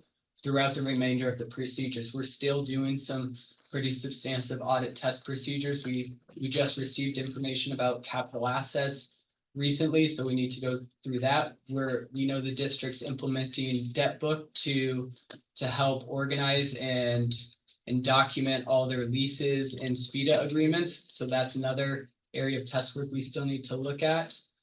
These could be areas that could potentially, once we start testing and digging into some of the individual transactions, if what we were told was the process, if what we have documented as the internal controls, we find out wasn't actually occurring, then it could be something where we add a risk. We say, you know what, this area is a significant risk now. We do need to perform some additional procedures. We do need to look at additional transactions. We can't rely on internal controls. There's other procedures we need to maybe perform. So the risk assessment procedure for an audit is continuous. It starts at the beginning of the audit, but it adjusts throughout the entire course of the audit based on the test work and the test work results. We could have a finding because there was no capital asset documentation in a prior year, and that's a risk at the beginning of the audit. And once we go through the audit, we find out that the district has improved in that area, and that's not a risk of material misstatement anymore. Just out of curiosity. Yeah. The previous single audit from the previous auditor, did it reflect some of the things that you're doing? I don't know if it did. I'd have to go back and look at it. I think the last time I looked at it was almost a year ago at this point, so I'd have to go back and double check. I know they obviously issued a single audit report. There was a few findings noted in there. I think most notably, there was one related to IT. So and this is your first cybersecurity year attack. doing the audit? This is our Okay, first I didn't- year. I didn't know that. Yes, Okay. That's fine. this is our first year, our firm performing Okay. the TUS audit. We performed the audit about 5 or 6 years ago. Mhm. And then they cycled in a new firm, and now we're performing it again. But this is our initial year. Yes, that's correct. Since you had that experience after the window where the other firm filled in that last trip through TUSD for multiple years, were there any flashpoints where there was anything revealed of consequence relative to audit procedures that you followed? So that last wave that our firm was involved in, I wasn't necessarily directly involved in the TUSD audit. So there wasn't anything necessarily from that group or that experience that I could bring forward to this round of audits. And nobody mentioned anything within your firm relative to that experience? I mean, we review always our prior year working papers, and the engagement lead at the time is no longer with our firm, but the engagement partner is still with our firm. So I definitely had numerous discussions with him about the risk assessment, how the audit ended, what his concerns were.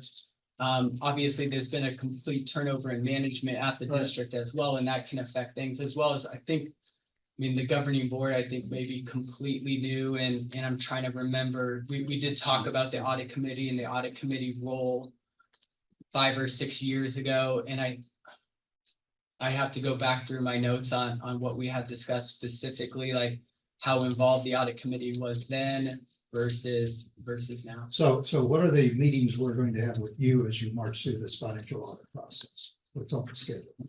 There's no schedule, to be honest. It's whatever you guys want. We're here to answer any So questions. we're not abiding by saying we need to do the things to be a world-class organization or other. I would like to have a meeting with you before the financial statements are done. Yeah, And at that meeting, we need to meet with you, with everybody else out of the room. Because we need to have you share your confidence in what Rick has done, okay? I hope it's really confident. But we need to have that meeting, and then we need to have follow-up after the reports are issued to understand what are the priority items that we need to put on our agenda for the next year so that we can reduce your burden to do this audit. Because you need to tell us things that we need to then move to management and say, you need to start doing these things because one of these days we need to have a better and better audit. Not to reduce the bill. But I know the first 2 or 3 years you do the audit, you're not gonna make a whole lot of money. Yeah, the initial years of audit are not usually profitable. You are correct in that statement. And I guess I should refrain that, it's not that there's nothing on the calendar. I think we've discussed that there is gonna be a meeting before the financial statements are issued with the audit committee to go over that. I don't think a specific meeting or date has been decided, but it was discussed that that would be a definite meeting. And there's definitely a meeting to occur when the financial statements are issued to present them to the board at least. This is a fiscal year, not calendar year, correct? This is correct. So 6/30/23, we're still waiting for, That is correct. because We are still waiting on some information from the district. And you didn't authorize the engagement letter till August. So they couldn't get started until you authorized the engagement letter. so I wasn't even on the committee, Bertie, what happened? So, I mean, I just discovered I've been very much in the dark here. You're still working on last year. Yes. Is, do I, do you have to? How many years did we get him to sign up for? 5. 5, okay. We got him to sign up for 5. And we started the planning for the year that's gonna close here this summer. We started it in August. I think at the end of August, we got the engagement letter, and so that. No, I'm talking about The new this fiscal the year. year he is currently operating. in. We haven't begun that at all because we're still working on the current year audit. We can't necessarily move forward and start a whole new fiscal year audit when we're still working on the So current we year need, audit. we need to get moving along here so that you can start doing some testing during the actual year that the accounting transactions are occurring. Bringing up stuff to the audit committee as the year is occurring. Okay. Yeah, they normally start their planning process for the upcoming fiscal, like for the fiscal year's audit that just ended when they do it in the fall, in the month of May. So they will start their pre-audit work in the month of May. They couldn't do that because Yeah. we had a Clifton Larson contract that ended June 30th. Okay. They were adopted at the end of June by the governing board.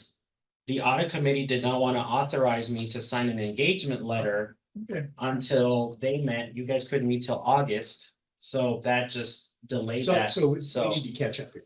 That's what I'm saying. And Typically- RP Charter clarifies every bit of this. Right, There's a charter provision that says we need to meet before any audit work begins, which we did.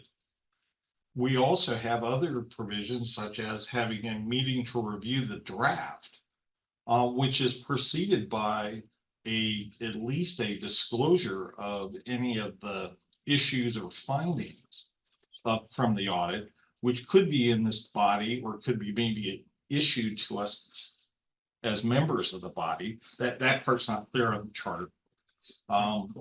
And then there's a process for which we would then recommend to the board about acceptance of the report. yeah, and so then the other thing is, I'm sorry, Ricky, and all that has some overlap to a statutory requirement that is, I'm still not clear on, and I don't know if March 31. if that moved out, because it used to be February, wasn't it? It's not? more, it's Okay. always March 31 for school. I thought it heard February in the early years, but I thought maybe that got moved because of COVID and the extra. Oh, you're talking about the single audit, those did get moved beyond, but this annual financial report that they have to issue, the board has to accept it on or by March 31 by law. So we've So- already missed that. Well, No, you not haven't missed it. necessarily. It's You just- haven't missed it. Because they're still finalizing it. You guys have to figure out a date to meet with them before March 31st so that you can present, so that on your behalf, I can present the recommendation of the audit committee to the board to say, and it honestly, their acceptance is ministerial, because I will still submit that audit to Emma. I will still submit that audit to the Department of Education, to all of the agencies. They're just, essentially, the idea is they're looking at it in a public forum and voting on it through a roll call vote, right? Okay.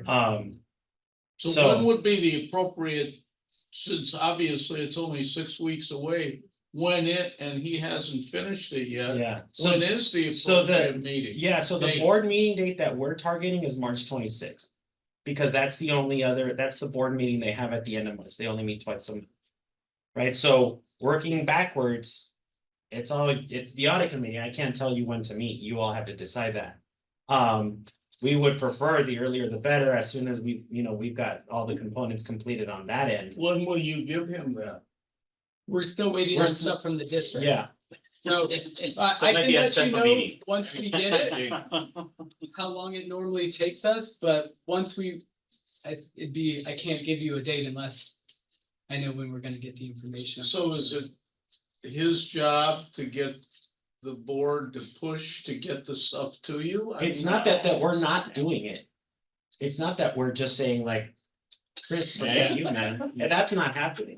What's happening is the data that he needs is having to go through we're implementing new GASB requirements that on the amount of assets that we have. The speedas, we have so many, I mean, talk to this man about the number of software licenses that we've got in this district. We have to tap all of those, and again. Because we didn't start till September, these guys didn't actually like land in the office until September. Yeah, You you're know, behind that, you're behind. We're behind, I mean, our goal in our contract with them is to have a draft of financial statements by New Year's Eve. That's in the contract, December 31. So that we've got that 90 days between January 1 and March 31 to do what you all need to do. Right, this is uncommon. It just happens to be that this is the first year of our engagement with Heinfeld Beach. And, this is just me speaking, but I've been on this committee now for nearly 6 years. I don't recall once in the 6 years that this committee has done what we're talking about doing. It's always been post issuance that we see the report. We even have it in situations when it's before it's gone to the board and then we see it. So not that that's consistent with the charter, but as a practical matter, that's what's been done. And in this year, at least as I was chair, I was trying to get us back on track to the charter. And those, there were several things that got us to the schedule that we're at. But nonetheless, we've had, again, you necessarily check into it. But, we could necessarily have one more year like that, like we've done before, but then use this next year to really have scheduled, timing to fit our meetings as they are, or to have special meetings if necessary.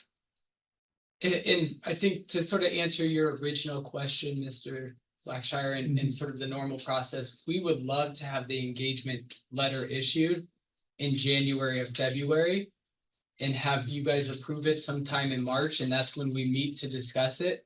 And then we start the audit, then we can then come on site April and May and really start looking at transactions occurring during the year. If we're finding stuff early on, we're able to provide a lot more timely feedback to the district employees on what they need to correct now. And so it's not like you're getting an audit report at the very end of March that relates to, at best, things that happened 6 months ago, at worst, things that maybe happened 21 months ago.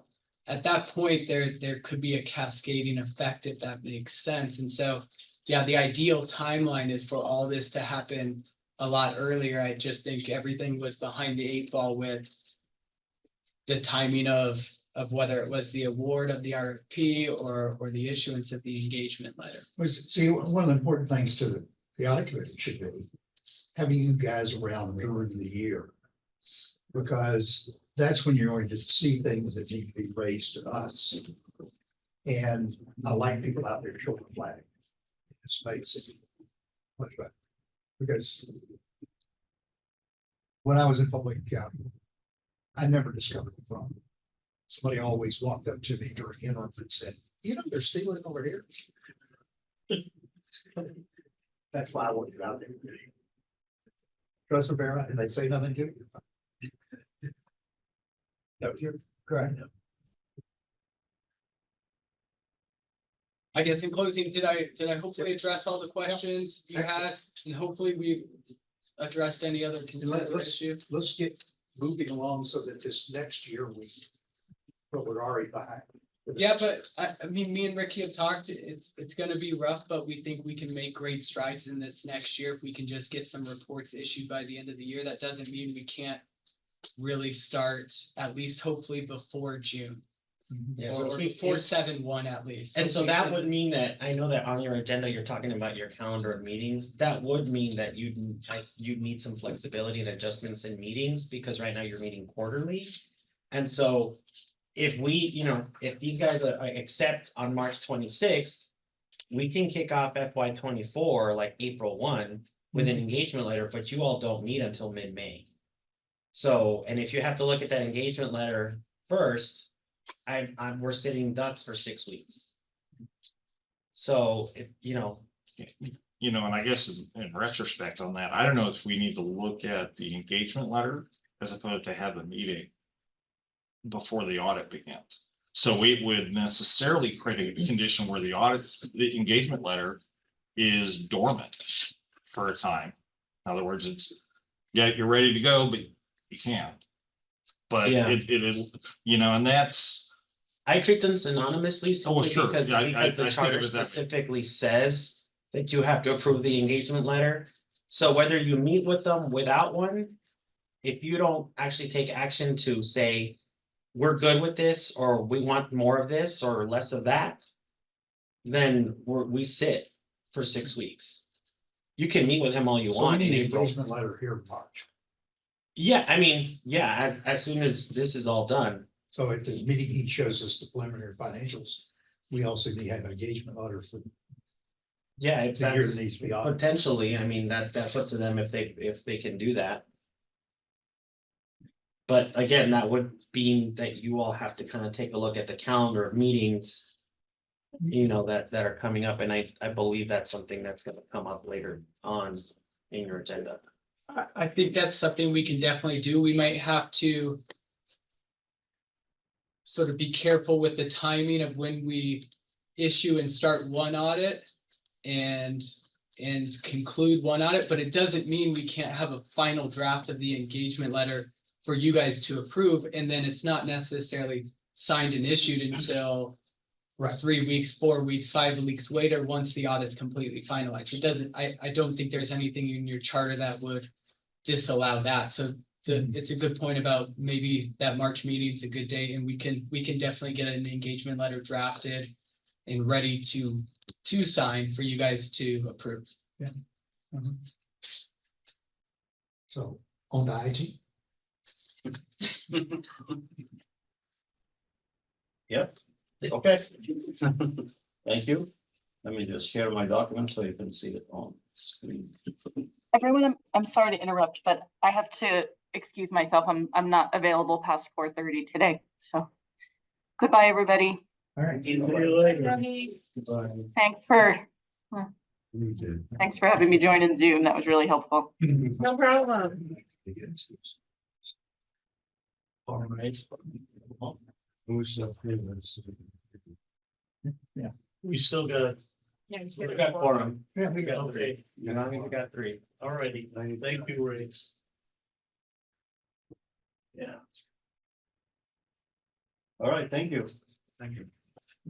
Good afternoon, everybody. I'm Rabi Hamari. I'm the Executive Director of the Technology Services Department. Thank you for your time this afternoon. I'll go over the charter quickly, and then if you have any questions, I'll be happy to ask.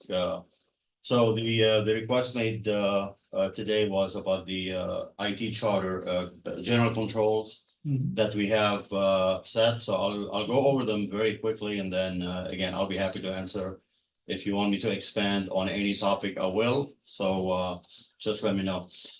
We have at the Technology Services Department at TUSD, like any big organization or any K-12 organization district, we have some essential IT functions and governance that we have to follow. And then some of those, of course, with the changes in technology may change based on the changing times, the new technology, new software, and other factors, like new factors such as artificial intelligence or other, for example. But we have about a dozen controls currently, and some of the domains that you see on the screen is the first one is IT governance. All the policies, procedures, and compliance that govern the IT department or the IT processes and applications for TUSD and our students, our community, our staff, and others. So this is the first item. The second item is security. Even though with today's age, really cybersecurity, the first one in the box here, can have a class of itself, cybersecurity, but we're still lumping cybersecurity with physical, with logical, and with cloud and other security. Of course, physical is the data center and the control of the servers or the boxes, which are becoming more and more less used nowadays. Now we have cloud computing, as you know, we have logical. What that means, it's a virtual server that we can control remotely. That server can be in Tucson, or it can be somewhere else. The main functions for a security, of course, any single item we can expand on and talk about for a couple of hours. But the monitoring, risk assessment, audit, simulation, testing, detection, prevention, protection, penetration test, vulnerability scanning, anything that covers the network, whether it's a wireless network, whether it's a fiber optics, whether it's our server, our cloud, and others. The other IT control that any organization has is access control. Who has access to what? What does a student have access to? How about a teacher? How about a CFO? How about a custodian? How about school safety? What about the IT folks and so on and so forth? So we use something, or IT folks use something called access control list to provide ownership or readability or writability, backup, et cetera, to make sure that we have the proper authentication, authorization, and accounting, what we call the AAA of access control, authentication, authorization, accounting. And of course, you have domain admins. Those are the people who have the most access to any IT functions, and those are usually minimal. So for a size, for a district our size that has 40,000 students and 7,000-8,000 employees, domain admins are less than 10, for example, and that's usually what any IT department will have for any large either district or bank or hospital or any organization. Very minimal number of domain admins. Of course, we have a disaster recovery plan and business continuity plan that will govern what we do during a disaster declaration. One disaster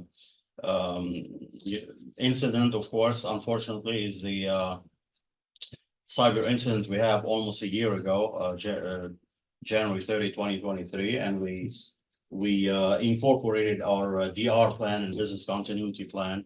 The other major disaster, of course, was the COVID pandemic, when all of us had to go home and work from home, students, teachers, IT folks, in March 2020, and that was incorporated as well. So anything with disaster recovery perhaps can take a conversation, all of it on its own, for some time. But the roles of responsibility for people, what to do, what not to do, how can we maintain business continuity during a disaster? What's the real-time objective and real point objective? How much time can pass before we lose crucial data? How much data can we lose before we can declare, like quote unquote, a real no point of no return, which you hope that you'll never be at that point. Of course, then communication with the rest of the district, with all stakeholders, with district leadership and others, until the full recovery has been achieved. Internal control like network and infrastructure. Again, that's not really a control. That's part of the infrastructure of any IT. But the main three of any infrastructure is the security, stability, and speed. But nowadays, you need to have quality, scalability, availability. A student need to be able to do their homework, for example, from Tucson High and from home, and if they travel outside the state or the country, right? And so all of that is flexibility and adaptability for new technology, of course, that are infrastructure that is invisible to the naked eye, to people other than the people who are working on it, like the engineers and domain admins. That's what makes the whole thing run. That's like the, the highway system that we have for transportation. Nobody see what's actually going on those freeways and how they were built. But we all drive our cars and trucks on those freeways. Same thing with infrastructure and network. Some of the tools that any IT organization will use, and and we do at our K-12 environment, is a change management system or change management process. Anytime you're making some major upgrade, let's say we're upgrading the ERP system for our district, and we're doing that on a weekend, and we have an outage between 8 a.m. and noon. That usually goes through a change management process, a change management escalation committee timeline, outside contractors if needed. Is it all internal? So the whole change management process is something that any IT organization and non-IT organization use when you have like a major change or upgrade. Same thing with incident management. I mentioned a couple. The cyber attack was beyond an incident. It was a major disaster. The COVID pandemic was beyond an incident, but those are two examples. Other incidents that may happen that where the incident management may take place is a power outage, for example. TEP has a power outage for whatever reason. The west side of our district is down for a couple of hours. What did we do? Did we recover the data? How fast can we bring our systems back? Lesson learned. Did we do any? Should we have planned better or performed better to bring back the the district or the schools? So that's like where incident management come in, where you have a report following, lesson learned, adjustment, and planning for the future, for future outage. Operation and service assurance, of course. We have our service center where people can call in a ticket for our work orders, or and nowadays the support, as you know, is not like it was 10 or 20 years ago. It's a very minimal physical work. So a technician can be in front of their computer and they can be accessing servers or workstations or phones, as a matter of fact, remotely if needed.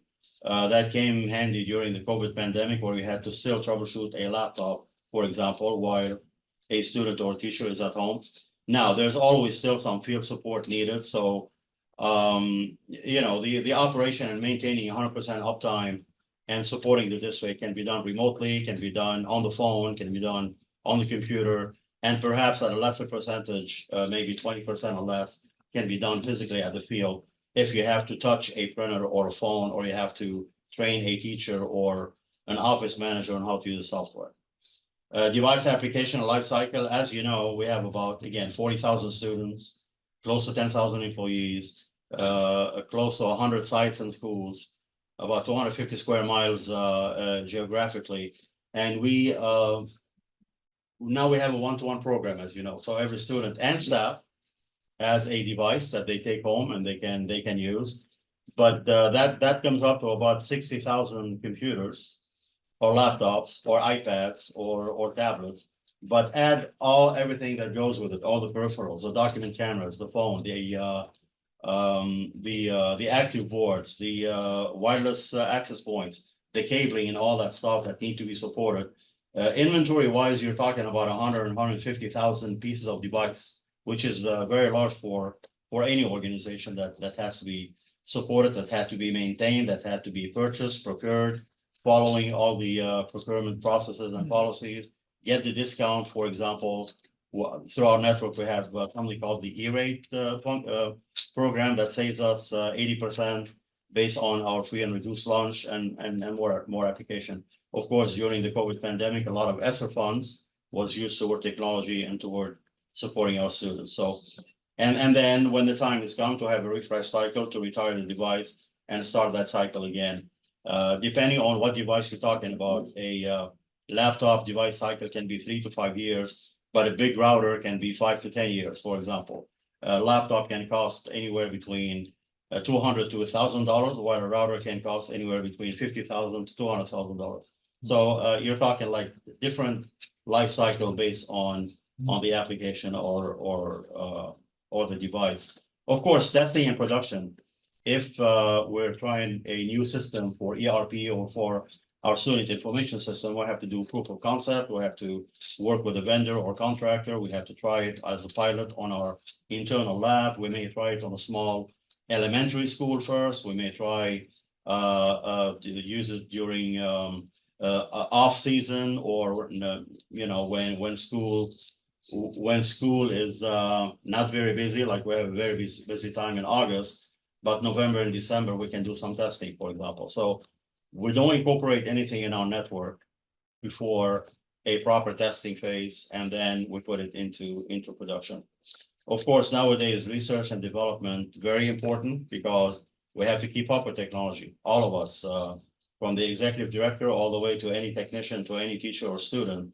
We have to know what's coming in 3 to 5 years. We have to see the future.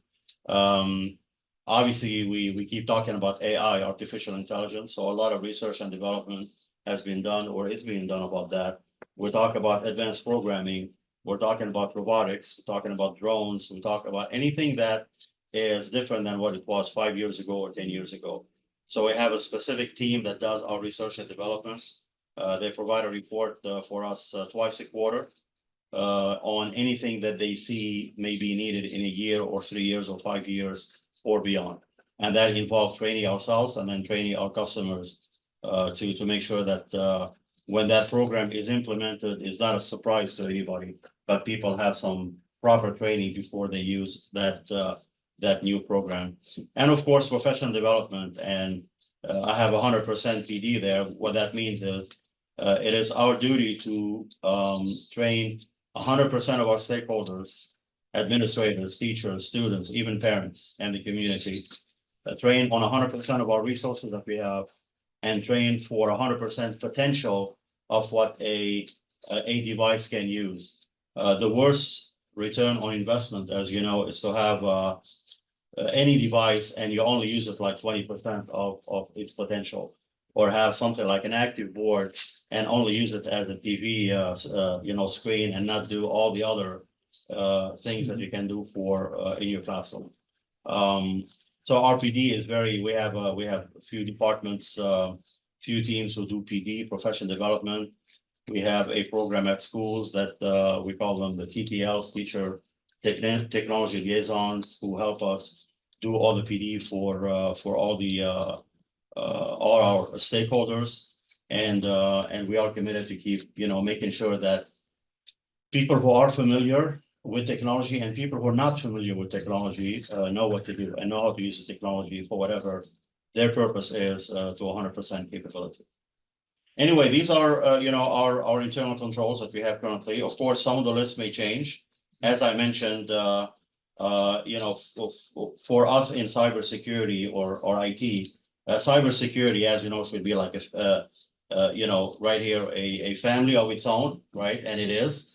Because see, my question is, what'd you learn from this experience last year? Oh, we learned a lot. We learned a lot. Let's put it this way. But I can, I'm happy to let you know that the budget we carved out to recover our district, we probably used about 20% of that. So in a way, we were solid in what we have. But we have learned a lot about anything in cybersecurity or cyber incident. Is the bad folks out there are not going to stop, right? That's number one. If our technology improve, they improve as well. If our skill improve, they improve as well.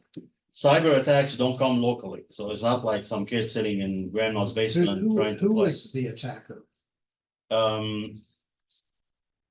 It's part of the forensic report that we've done, and some of it is confidential, but it was not an individual, it was a group, let's put it this way. And and there's a possibility that my background, I spent 25 years in the CIA. Yeah. As the IT guy writing the systems. Okay. So I have a pretty good idea. So chances are, it could be local, it could be national, it could be international. Okay. And why is that confidential? Because as you know, the district, we have a insurance company called the Trust, right? So when the cyber attack, Which thing? it's called the Trust. The Trust? Trust, yeah. Arizona School Risk. Yes, there we go. So when we had to do the investigation forensic with law enforcement, with the Trust, with the FBI, with Homeland Security, a lot of it was in a secretive nature. So even the companies that we worked with, one of them is called Packet Watch. the other one was Microsoft, the other one was Cisco. A lot of their forensic and is, you know, it's not in confidence for us in IT, but perhaps to the public is not like posted out there for the public interest. However, just the statement of who it is confidential without any of the background of how you determine that. It's just that you determined it was the ABC group. So we're not in a position to be told that it is the ABC group because of security concerns? Yes, Okay. and because it's still a legal matter, so it's beyond the IT person, it's more like a legal issue with our legal department, with the trust And and. what are your ideas about why they were attracted to the school district here? Very good question. Back in the day, maybe 5-10 years ago, they were more attracted to banks and financial organizations and businesses. But lately, it seems that there's more attack on colleges. I mean, probably 3 months before we were attacked, Los Angeles School District was attacked, and actually, and Los Angeles is about 5-6 times our size, right? And different districts and colleges were attacked. The U of A was attacked a couple of times. And a lot of times when cyber attacks happen, you don't hear about the majority of them. You only hear about the big ones. In other words, let me give you an example. The number one attack, as you may know, that comes from an email, right? In other words, 80% of the attacks via cyber come from an email. Why? Because they send you some email about, hey, you have a discount for airline tickets. You click on the link, that's a bad link, and then you go somewhere you're not supposed to go. Very, very rare where our data center, somebody has the key to come in and mess up on the server physically. That doesn't happen. And the hackers are very advanced to try to do that. They do it remotely. But you know, the point I'm trying to make is at least what we learned from this incident was those folks, the bad actors, for lack of a better explanation, they knew what they were doing. In other words, the programs that they used was very sophisticated, even for the people who are doing the forensic, like the FBI that we work with, the Microsoft, SWAT team, and a few others. And it took us about 2 weeks to bring the district back to stand up on our feet, but it could have taken a couple months. Really, that's how bad it was. So, but to answer your question, lots of lessons learned, and since then, a lot of security hardening has been done, and it's a 24-hour job. So we're not stopping. We're not satisfied. Okay. So you have a chief information security officer, or We don't. why not? Budget is one reason, because you have to pay that person. We cannot pay that person half of what they make somewhere else. So that's number one.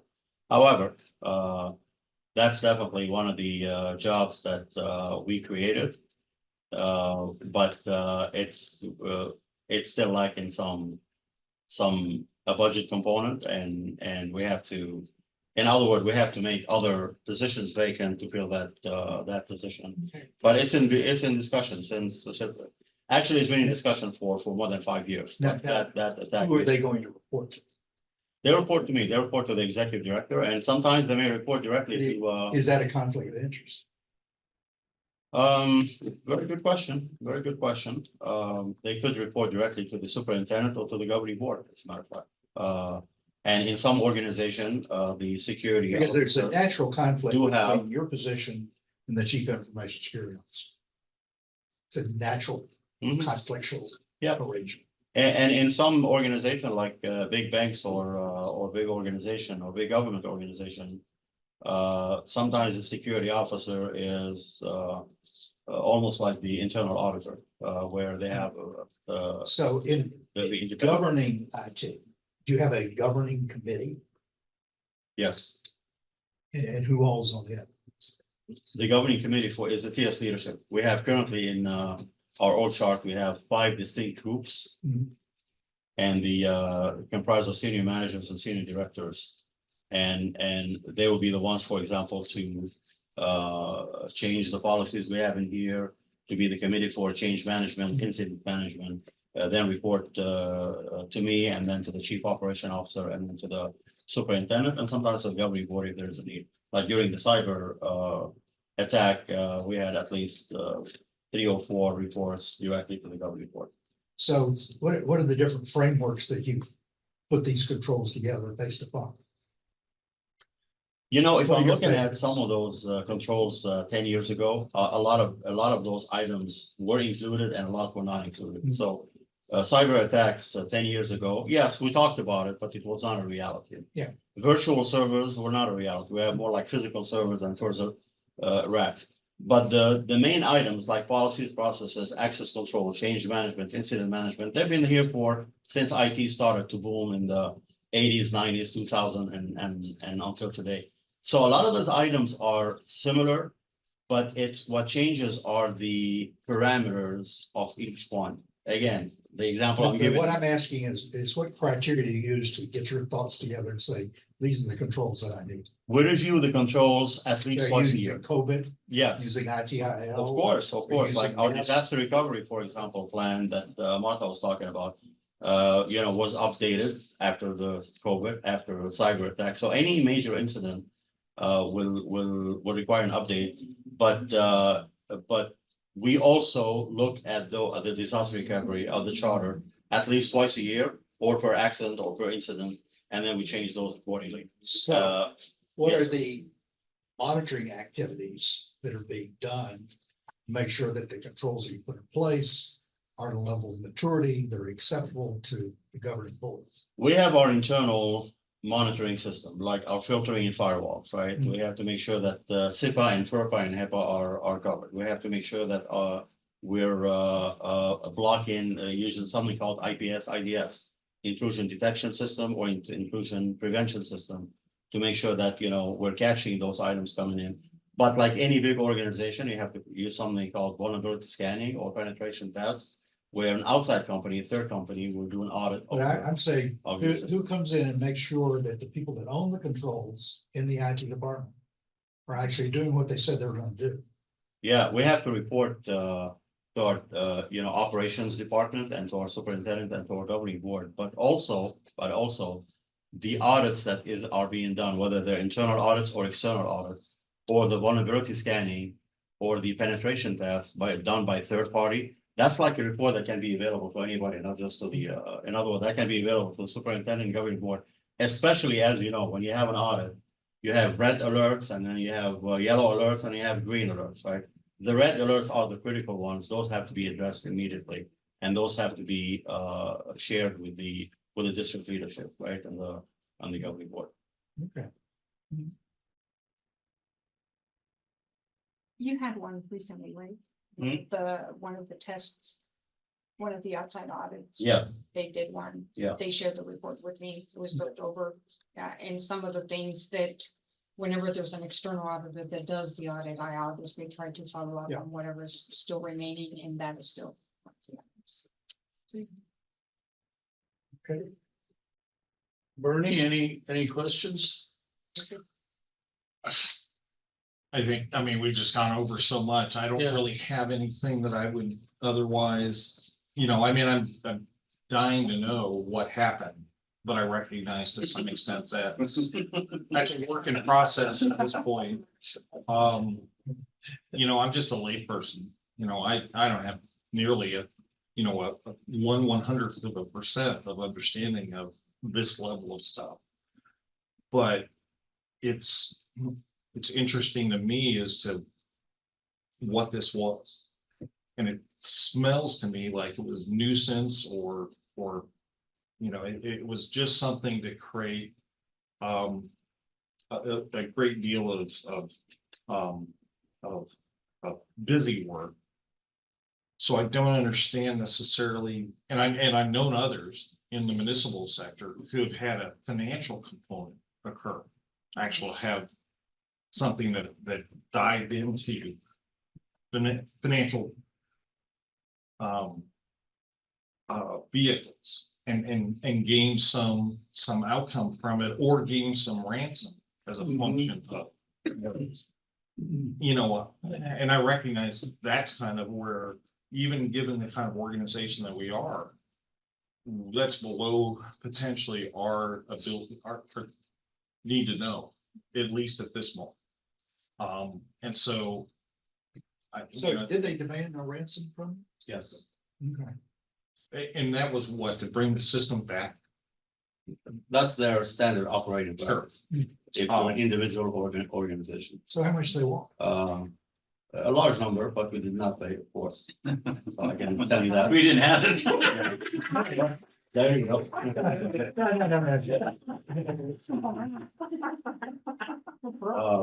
I had a mayor in a very small town in Alabama that had a ransomware attack. And he got the FBI involved and the guy wanted $50,000. So he negotiated, they settled on 5, and he got the rich guy in town to pay the 5. And that's what you do if you're a small organization. Yeah. You figure out who the rich people are in town. You don't go out there and pay unless you decide, oh, I wasn't prepared enough so I could recover. You can recover rather fast. You're not like the city of Atlanta. And they wanted $1 million from the city of Atlanta, and the mayor got out there and on TV and said, we're not paid. Last time I checked, they'd spent 42 million trying to recover, and they're still not recovered. It's been 4 years. And some of the stuff they're never gonna get back. It's mainly the police records for all of Atlanta for 10 years gone. So you did a good job recovering. You must have been prepared, which is a good thing. You prepare as much as you can. Yeah. And, but sometimes. It's gonna happen to you. Not to use a cliche, you don't know what you don't know. And that's where. There are going to be nefarious people that will try to take advantage of you. Sure. And they're not going to go away because there's not a rule of law in the entire world. There ought to be. We can't even agree on what day it is. Thank you. Thank you. When you can tell us, I'm gonna say was positive, when you can tell us, we look forward to knowing who that is. Yeah, that's going to be discussion with our chief counsel, as a matter of fact. So probably you'll get the information from him.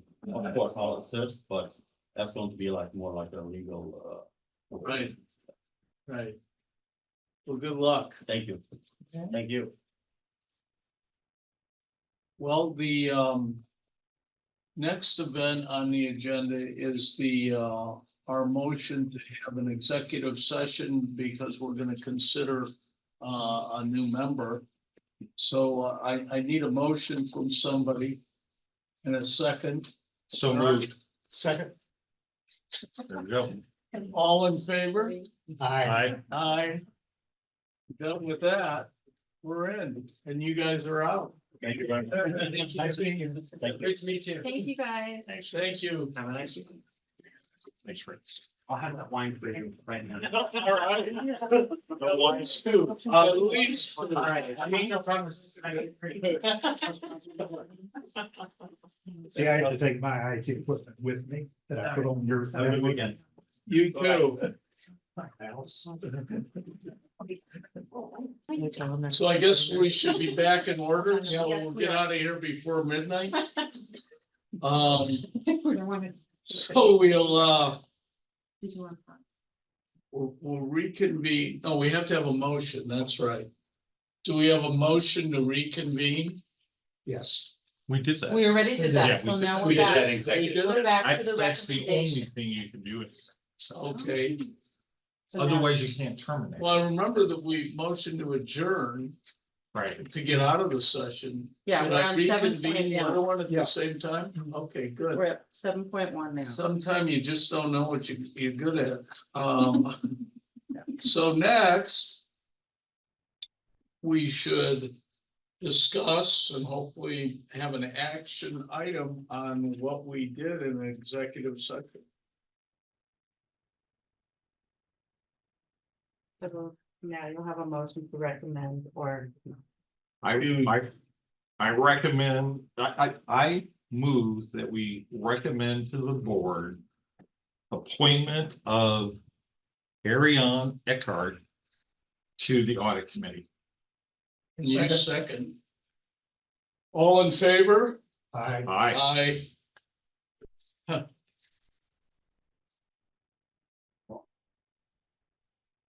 All right, we're all in. What is the best way to, contact her?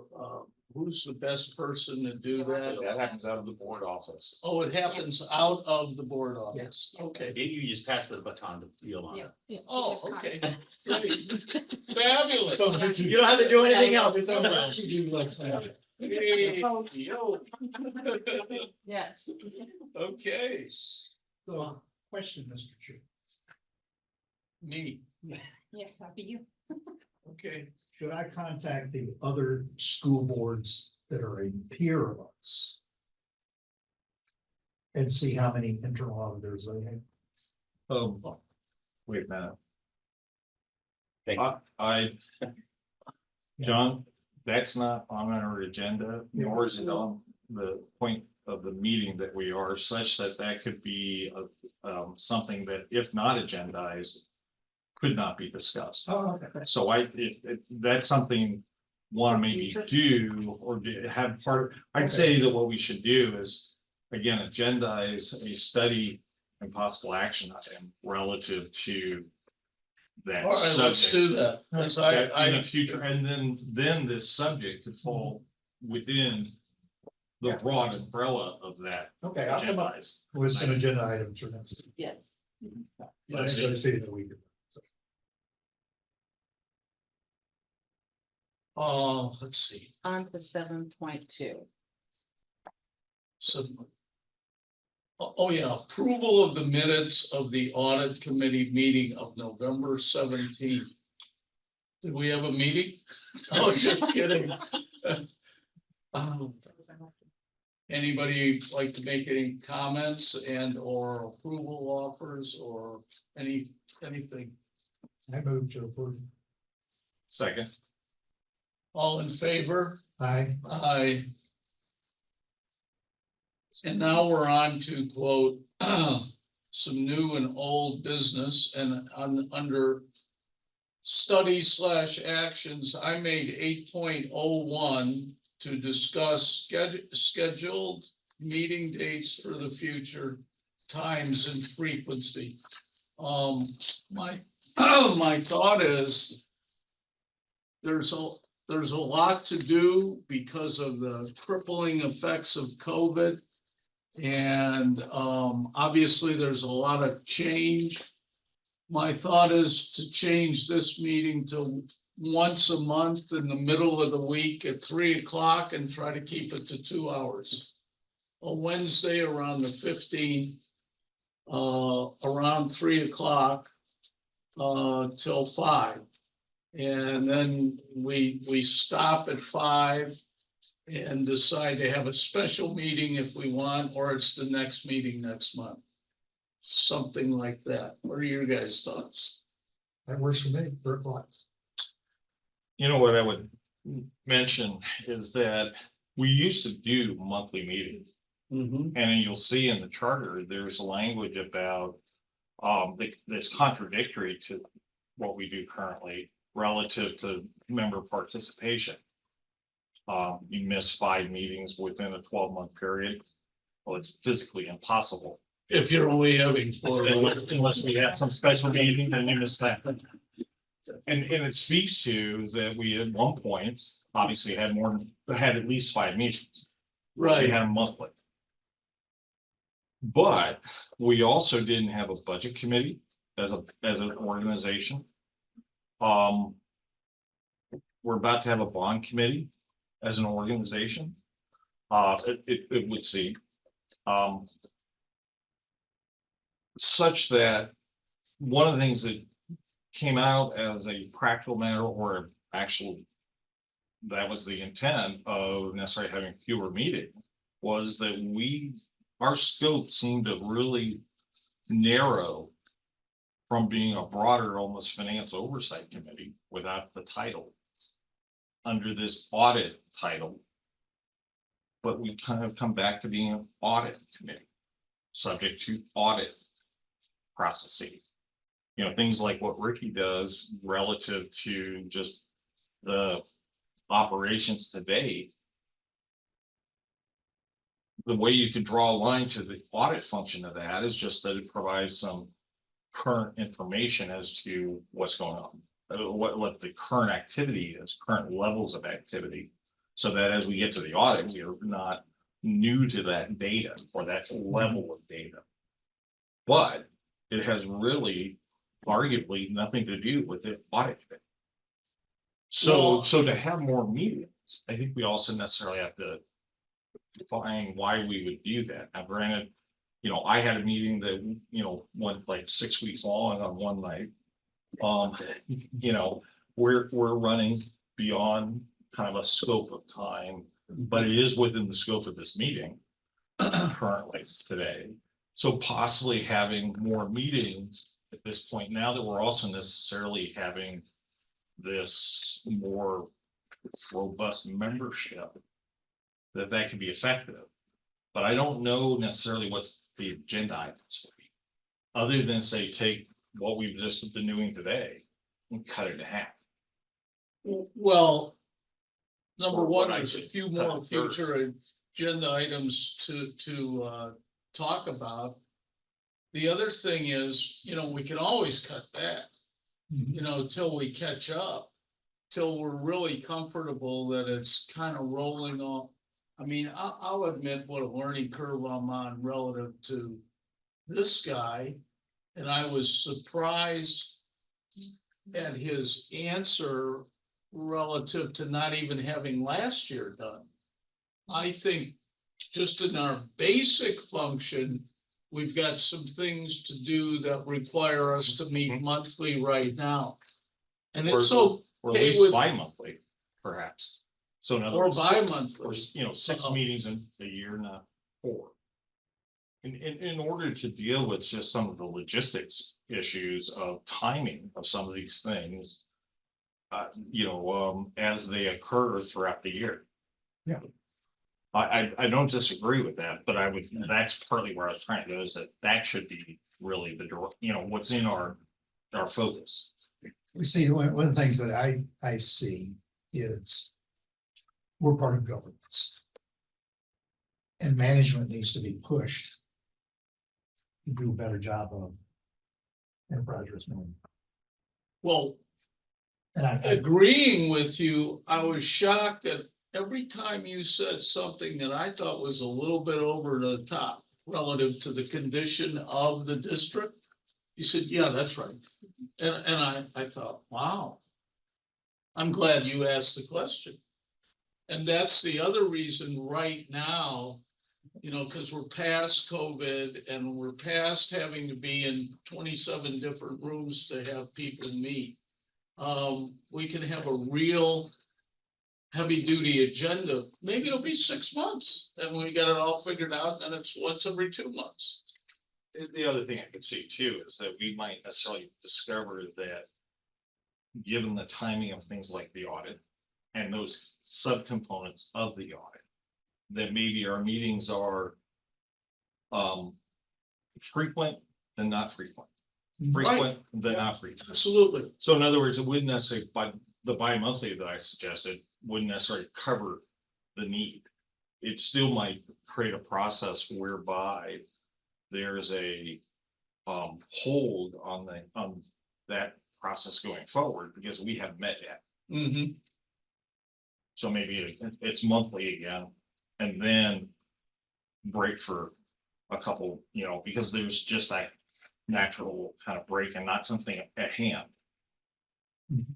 But yeah, you know, and there's a lack of clarity in the charter as to where the decision making comes for the meetings. It's arguably right there.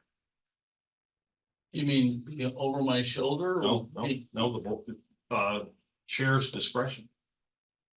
you got a rich letter. Well, then, you know, arguably, we kind of all support that we're in a hole right now. and we need to push management to be more productive. So I think once a month around the middle Wednesday of the month, at 3 o'clock. You know, the only thing I wonder about that, change in day, as well as, this has had a schedule where it's the third Friday of the month that it occurs. And I don't know if there's any logistics issues with going away from something that way. I will also say though, is that when that third Friday had a calendar conflict for the district, we didn't meet. Right.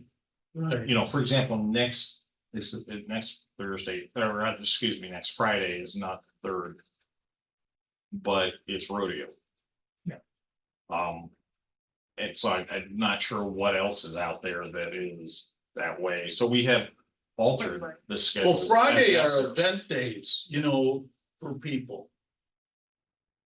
Tuesday, Wednesday, I mean, if you wanted to roll the Tuesday, the only reason I Oh, no, didn't. I was saying. Tuesday's more a like- bad idea. well, we- Tuesday's a bad idea. Well, I that's have what my board mean. meetings. Yeah, I know. City council, board of supervisor and school board, are all Tuesdays. Yeah, I wasn't, all I was saying is I think maybe need it and to discover whether or not there's any administrative issues with a date. And again, I think it's gonna be nice if the attorney could opine on this, but I'm not sure that this is a committee decision. I talked to Rob and it's a committee decision. Is it? It Okay. is. And the only thing real quick, Oh, good, You- thank you for telling me. yeah, no problem. I know that Kavanaugh, he has to be somewhere at 5 o'clock. Jody has to leave meetings at 4:30. So I think if you do change the time, you need to be conscious of Ray and Jody's time at that, they have to leave at 4:30. So even if it pushes to 2:30 during different weeks, Well, then you mean Wednesday? any day, I talked to Ray when he left, just to go get an idea what times are good or bad for him. Yeah. Just he has to do some, I can't remember what he said, like healthcare for somebody at 5 o'clock Every day. every day. Okay. So, So and then I know, 2:30 instead of 3. and then Jody, like I said, always leaves at 4:30 because she has other obligations. So I just want to take into consideration the other. Okay, no, that's good. I'm glad you brought it up. I Well, think that's great. We met not this long ago, starting at 2. There was a request to move it to 2:30. Jody was the one that requested. I was trying not to. The issue with that was that she has on a Friday, some organizational process in her work that goes until 2. So that was her conflict of being Okay. able on Fridays. Mhm. Don't know if that's I don't know if that's a daily thing, but 2:30 to 4:30 would work on, and Yeah, even then, Wednesdays are. if we're gonna do it once a month, we ought to be able to get down to the discipline in 2 hours. Yeah, 'cause you want to have so much to cover in a Yeah, sure. meeting. Well, and that was the mistake I made, is that, is that, and I added certain things to it that I was trying to bring into the process, and it should have just tabled those for another meeting. All right, so is that the type of thing we have to vote on? Or do we just kind of agree as people on the committee? Why would those not be, for example, the March meeting being a special meeting? And where is, I still don't see in the charter where that's still not. That it says, well, the committee will meet quarterly. And on special occasions as necessary. I mean, it's, But how, isn't And that it- the it advice thing? says the audit committee meets quarterly and may add additional meetings if needed to fulfill its responsibilities. It doesn't say who makes that decision. We need to add that. Yeah, the charter. Yeah, exactly. Clarify. Because suppose. I mean, I thought this was the case as I was sure, is that if I needed to, and we attempted to make a meeting in July. to deal with that very subject that came up, and we couldn't get a quorum. But and I mean, under this, I mean, again, I don't know that, I think we have a much different dynamic right now with this audit. well, but the charter is the charter. Yeah, right. And so, and But again, I'm doesn't just it thinking, really let's say you, Bernie, 4 or more? I mean, that's kind of what I'm getting at, 4 or more, 4 for sure, but more if you want. I mean, do you need, but that seems general enough that you're still making the decision as to when those special meetings would occur. So, I mean, it seems to me that I'm not sure what the action item is, what the motion would be. Well, how about there's 4 regular meetings to play it by what you just said, and then we're gonna have, the other months of the year, there are special meetings at the same day and time. So which way would you prefer to have us say it, presuming the 2 nice people at the back of the room are going to be here to assist and guide us through this adventure? They kind of will. So you're all in then. Don't look the other way, you have to look this way. No, I get my nails done that day. Oh, whatever you guys decide. I mean, So your you're support. okay, both of you are Your support. okay with it then? Yeah, we're support, so we're Yeah, glad we're to support. be here, so, yeah. All right, because I've really always hated dictators, I'd like one of you to suggest which way you would like it to be phrased to meet for some period, once a month, middle of the month, as close to the 15th as possible, the closest Wednesday to the 15th of the month at, 2:30 to 4:30. Sounds good. So moved. Okay, we're in So the motion is to go monthly? monthly, Okay. the closest Wednesday to the 15th of the month at 2:30. And shoot to have 2-hour meetings. And Bernie motion? Yes, Bernie Yeah, guided the yeah. whole discussion. Want me to- And want me to John repeat it? seconded it. Cause I'm like Ray, I gotta go. Yeah, I know. And you took a vote, all in favor? No, we haven't, Okay. you haven't done anything to. with the Oh. motion. Ask for a vote. Well, and do we have a second? Yes. Yes, Okay. and seconded. All in favor? Hi. Aye. Aye. Okay, next item. Discussion regarding the update of the audit committee charter. I think one of you 2 guys, and most particularly potentially you, John, should be in charge of deciding what you think we ought to add, delete, or modify, potentially in discussion with that guy and with her. I'll jump on that. Okay. And just let me know what assistance you'll need from me. So you send me your suggestions as to changes. Okay. And then I will come up with a draft. And then I'll send it to all the parties. And then we'll bring it back here. Yeah, you don't want to send it to all of us. You want to send it to our, because that's the conduit Right, that keeps that's it right. from having a conversation I amongst. Yeah. but I Committee still have members. a Oh, vote. that's right, Yeah, so we're, Yeah. You can converse with staff. You then necessarily would have any She other should there. conversation with staff. Then staff, and possibly under your request or asking. all this will be is. a Would Word be document. this to provide a draft document to them. And I guess the thing, if you're looking at altering the charter. Actually doing I somewhere along the way, you probably want to read. Yeah, Yeah, let's speak with legal. Yeah. just that it, We just move on. because ultimately that. Has to be the form to go to the board, if we were to do so. And then at that point, then the board will look at it and see if there's anything we need to redline or change, or, yeah, but Yolanda, that would be like, on something like that, would there be a first read and a second read, or would that just be That would probably just be. these actions from one? Yeah. Got it. Okay. Cool. All right, we know what we're doing there. Next item So is, can I ask staff to send me a Word document oh, surely. with the current charter? I think, did that, I attached it, yeah, Okay. the email that came in. I've got it then. On Wednesday, had it in it. yeah. I want to make sure it's a Word document. I didn't think about it. Oh, with the Word. no, maybe that's a PDF.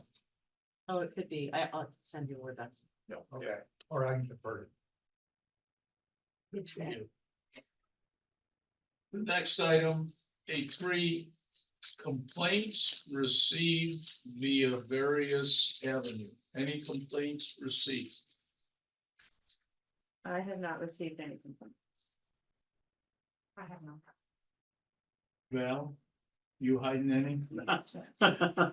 Nope, not hiding anything.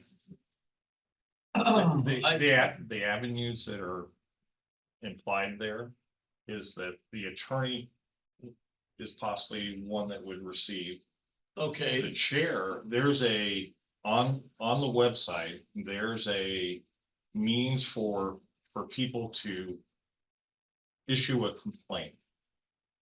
And the chair is supposed to have the connection to that complaint when it fits within the scope of the committee. did you receive complaints? I don't know that we've had a complaint. I can't even remember the last, I mean, it's years, Okay, and all, and they did come in from time to time. But that's the avenues that's in reference to, is that there's a complaint box, for lack of a better way to say it. Right. Suggestion box Mhm. on the website. okay, That is, it can be, not sure exactly how the anonymity occurs, but it can occur. Since there's electronic attachment to somebody's posting, okay, but I guess somehow that's, that is not made apparent, I think, to the posting. In other words, not an email address unless the person offers it. mhm, That I think it's designed to be that as a start, in order to encourage use of that vehicle. yeah, anonymity. Okay, Well, it's necessary. Right. The person. if desired. So it's not that any one of us, I mean, the idea is possibly any one of us could get something from the public. But it really is more a matter of that there's this process in place Right, to receive them.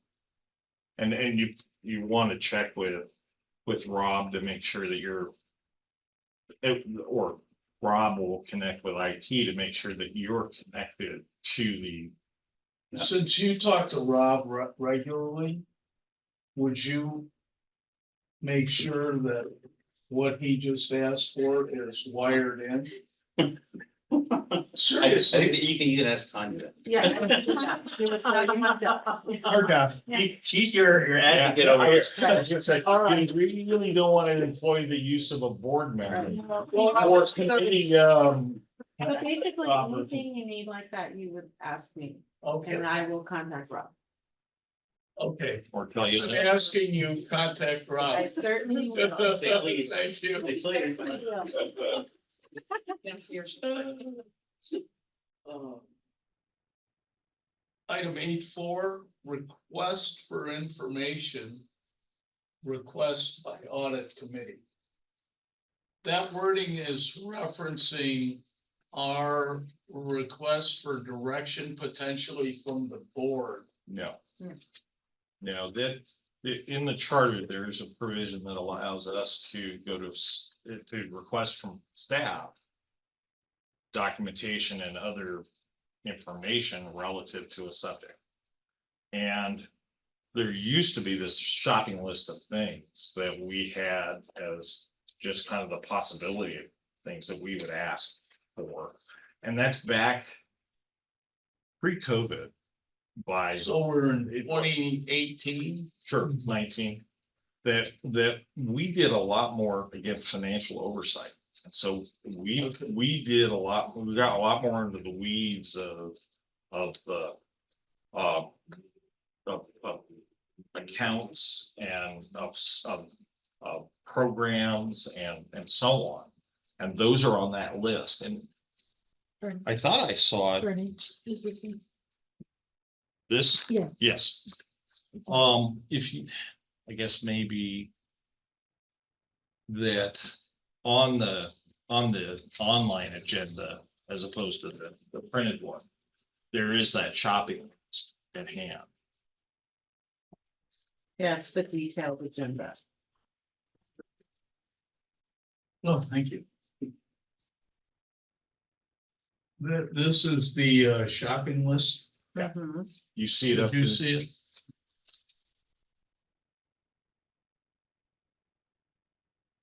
I don't think I've seen that before. I mean. You would see it on board docs, opening the Okay. agenda, Okay, and then going to that item. Okay. And instead of it being just a line item, in the system, you see that whole. We have to get more into that. All right. Well, and that's just kind of a primer for what could be asked Mhm. for, or for that matter, any other documentation. If and I believe it says to fulfill our Oversight duties. yeah, well, it's not oversight. I don't think it says that, because I don't know that we have general Just fulfill oversight. your duties or whatever it is needed to complete your actions. And with the new person coming in, we can do another board docs training with you guys. To show you how to access this stuff on Okay. board docs if you need to. All righty. Thank you. Mhm. Is there any specific items you guys would like to add today to discuss in the future?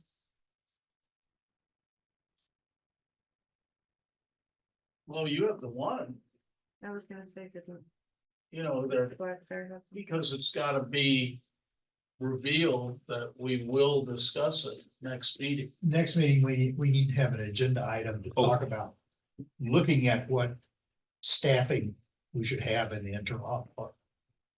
Comparing it to other districts. We need a comparison of the districts.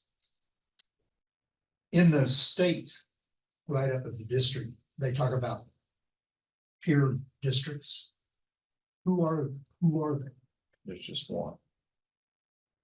Mesa, They compare us to Mesa. Yeah, I usually use Seattle. I know that that's odd, but that's usually why they have a very, very nice, good internal audit. There's 4 individuals there and their abouts are some. Seattle, Washington. Yeah, except that the marketplace is vastly different. I know that, but I'm just saying that whenever I look for something that would be like, how do their internal reports look like?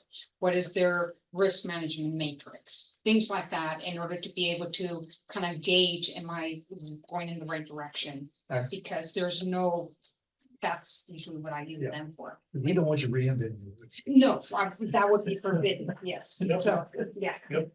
I'm just saying that I usually try to do my research before I'm changing anything and placing something that would be 100%. So yeah, I do look at that. And Seattle happens to be one that I find to be quite well versed. Bernie, any other item you would like to add? You know, To a future agenda, I think, study or actions? I think our future agenda focuses on the external audit. I agree. And more so that, I mean, as much as we'd like to get Martha some players, that ain't gonna happen instantaneously, so we got some deadlines at hand that we can necessarily have some relationship to if we have a meeting now 3 weeks or a month from now. That, you know, I'd say you really want to get on it right away is to see, can they necessarily get something in advance of that meeting? So that can be an agenda. I totally agree with what you. And I'm just not said. sure what the something is. I'm not sure, I mean, I don't know if it does. I don't know if that is a draft at that point, or if it's still forthcoming. But is there other elements that fit into our involvement with the auditor? The reason why I have a meeting with the auditor before the financial statements are released is we need to have the opportunity to ask questions, just in case we need to tell him, you need to be able to look out for this. We don't want to be surprised at all. No, that's what we need. That's what we need as. the board. Absolutely.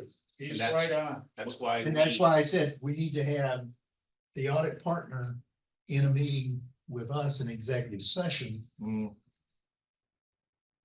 If we may push, Well, not executive session, Yeah. just oh, a regular session. if regular we session. may push that thought a little bit further with the external auditor, would it be a good idea to contact them and say, hey, what would be ideal for you guys in order to not delay? No? I don't think so. Well, Because they're. That's the up ones to that you are as a running the chair. I bus. mean, it's chair's decision, but, you also have staff and, that is involved in that process.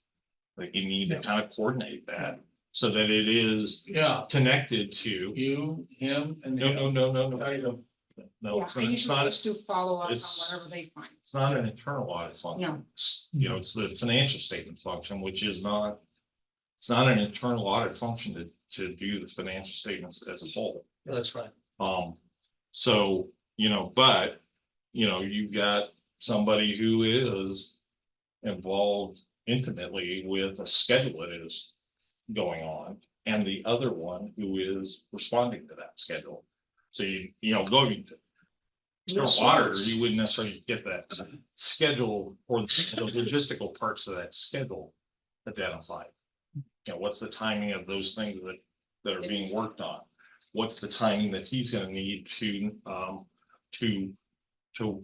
manage that product when provided? Will that possibly have some element for us to bring forward in March? Or is 4 weeks worth of process sufficient? Would you mark down, you need to call me about that one, and then I'll do whatever I need to do to manifest that communication to not only the outside guys, but make sure Ricky's on board too. We never want to be in a position where the school board gets surprised about what comes out in the audit. That's right, then we haven't done our job. We haven't done our job. We have to protect Exactly. the other one, because there can be a point where the external auditor may feel there's a material weakness. And the CFO maybe disagrees. And we need to be able to mitigate that disagreement. Or necessarily get on board with one of those positions. Yeah. I come from that world, so I bring up the barrier of, or that you're wrong. Right. And I'm gonna do everything in my power to get that thing off the report. I was never wrong. You were wrong. And that's, and so our position needs to be that, we need to understand whether or not that there is a viable or, valid purpose for that issue to be raised. Yeah, And then, let the chips fall where they may. And if that also necessarily brings it to the top body. Hey, the alternative is it doesn't, and they're not aware of it. So, Because what I was picking up from what they were saying is, the fifth asset records are not up to snuff for him to have an opinion. And well, the kind of issue what I heard is, between the lines. yeah, I don't know if I'm getting off. And that this is not on our agenda, but it has to do with the loss of data last year. And I so understand. it's kind of one of those, you can't start the Kirby's, you don't have the key, but you wanna go somewhere. So the So it's like, now how do I figure, how do we? how do we- ransomware attack. Yeah. Blew away a bunch of records that haven't been. That's part of it. Yeah, That's it's, part of it. it's convoluted. I Yeah. mean, There's a sure little enough, more it's to not. that, but yeah. So they hotwired the deal.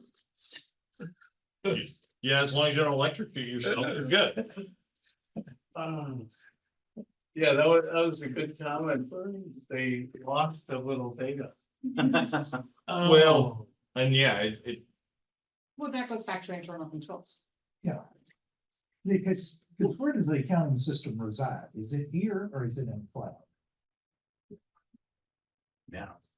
No, but it was not in the cloud before. that's not the issue. No, Part of it that's- was not. No, It's kind of a legacy Yeah. piece Was still. that is essential or is a material portion of the district. Successor. That was, You have a future item you would like? Yeah. So, like you were kind of mentioning, we were having a conversation earlier after conversation we're having here with the external auditor. What the board wants to see from the audit committee, like I mentioned, recommendations. So I would like to have something on that where the board actually, or the audit committee, kind of put some recommendations for the board as what our charges, things that we think we need, but then actually have that where we have you go up and give a committee report to the board and then also get their feedback. And I've spoke with Rob Ross to see about how we can get that on a board agenda. But it'd be something that if we can get on an agenda for the audit committee, because Tanya, has the audit committee done a report to the board? I know I haven't been here when I hear. They may have, but I haven't, not since I've Guthrie been was the here. last one that did that. And that Was it? About Guthrie or Darren, I Darren. think was the last one. Yeah. so I was gonna say, It's, my predecessor never did it. No. So it's about. It's supposed to do it once within your term, or once per year of your term. So I never got to one. The lack of report lingers. But there was a structural process that we had for report presentation that had been really handed down, chair after chair, I think.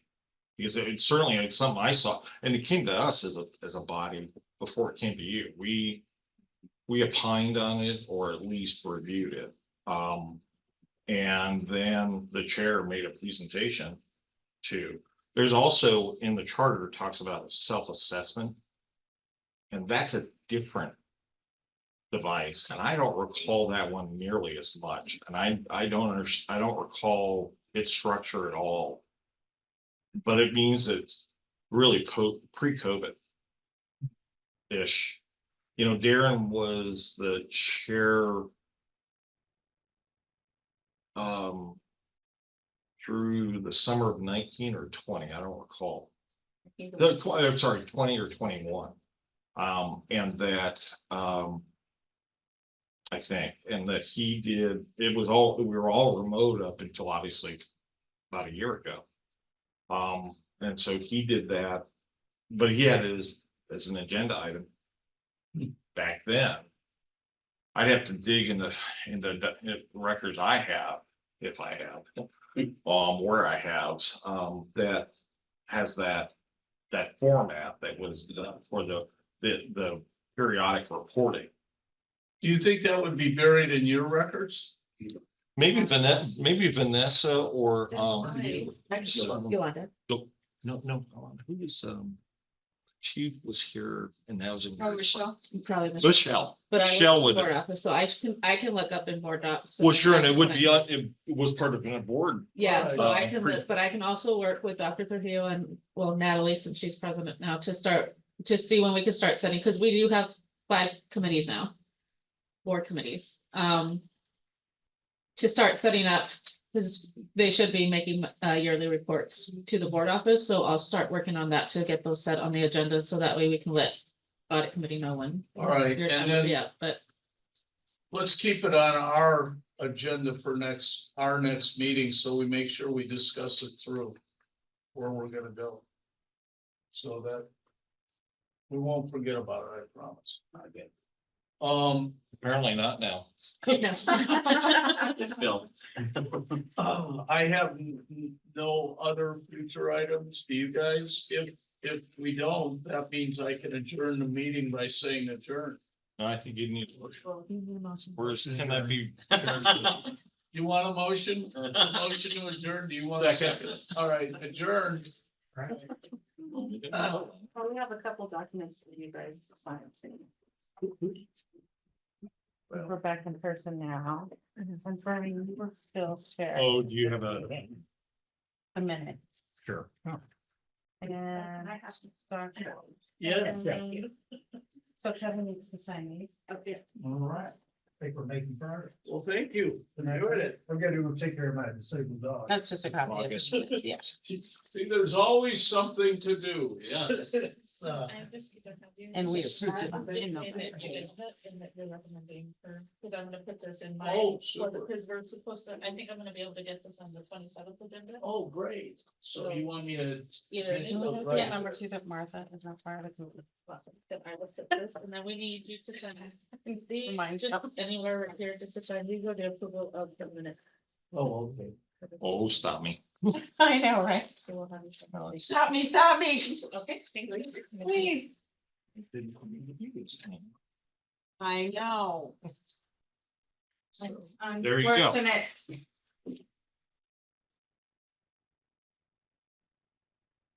They were really good presentations today. Well, we got through it. Yes, sir. Thanks for the help.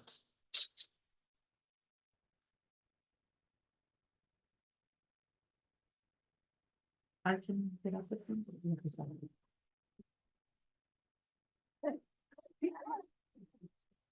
Okay. Thanks, ladies. We'll see you. Have a good weekend. See you next month. Bye, yeah, Uh-huh. next month. See you later. Bye.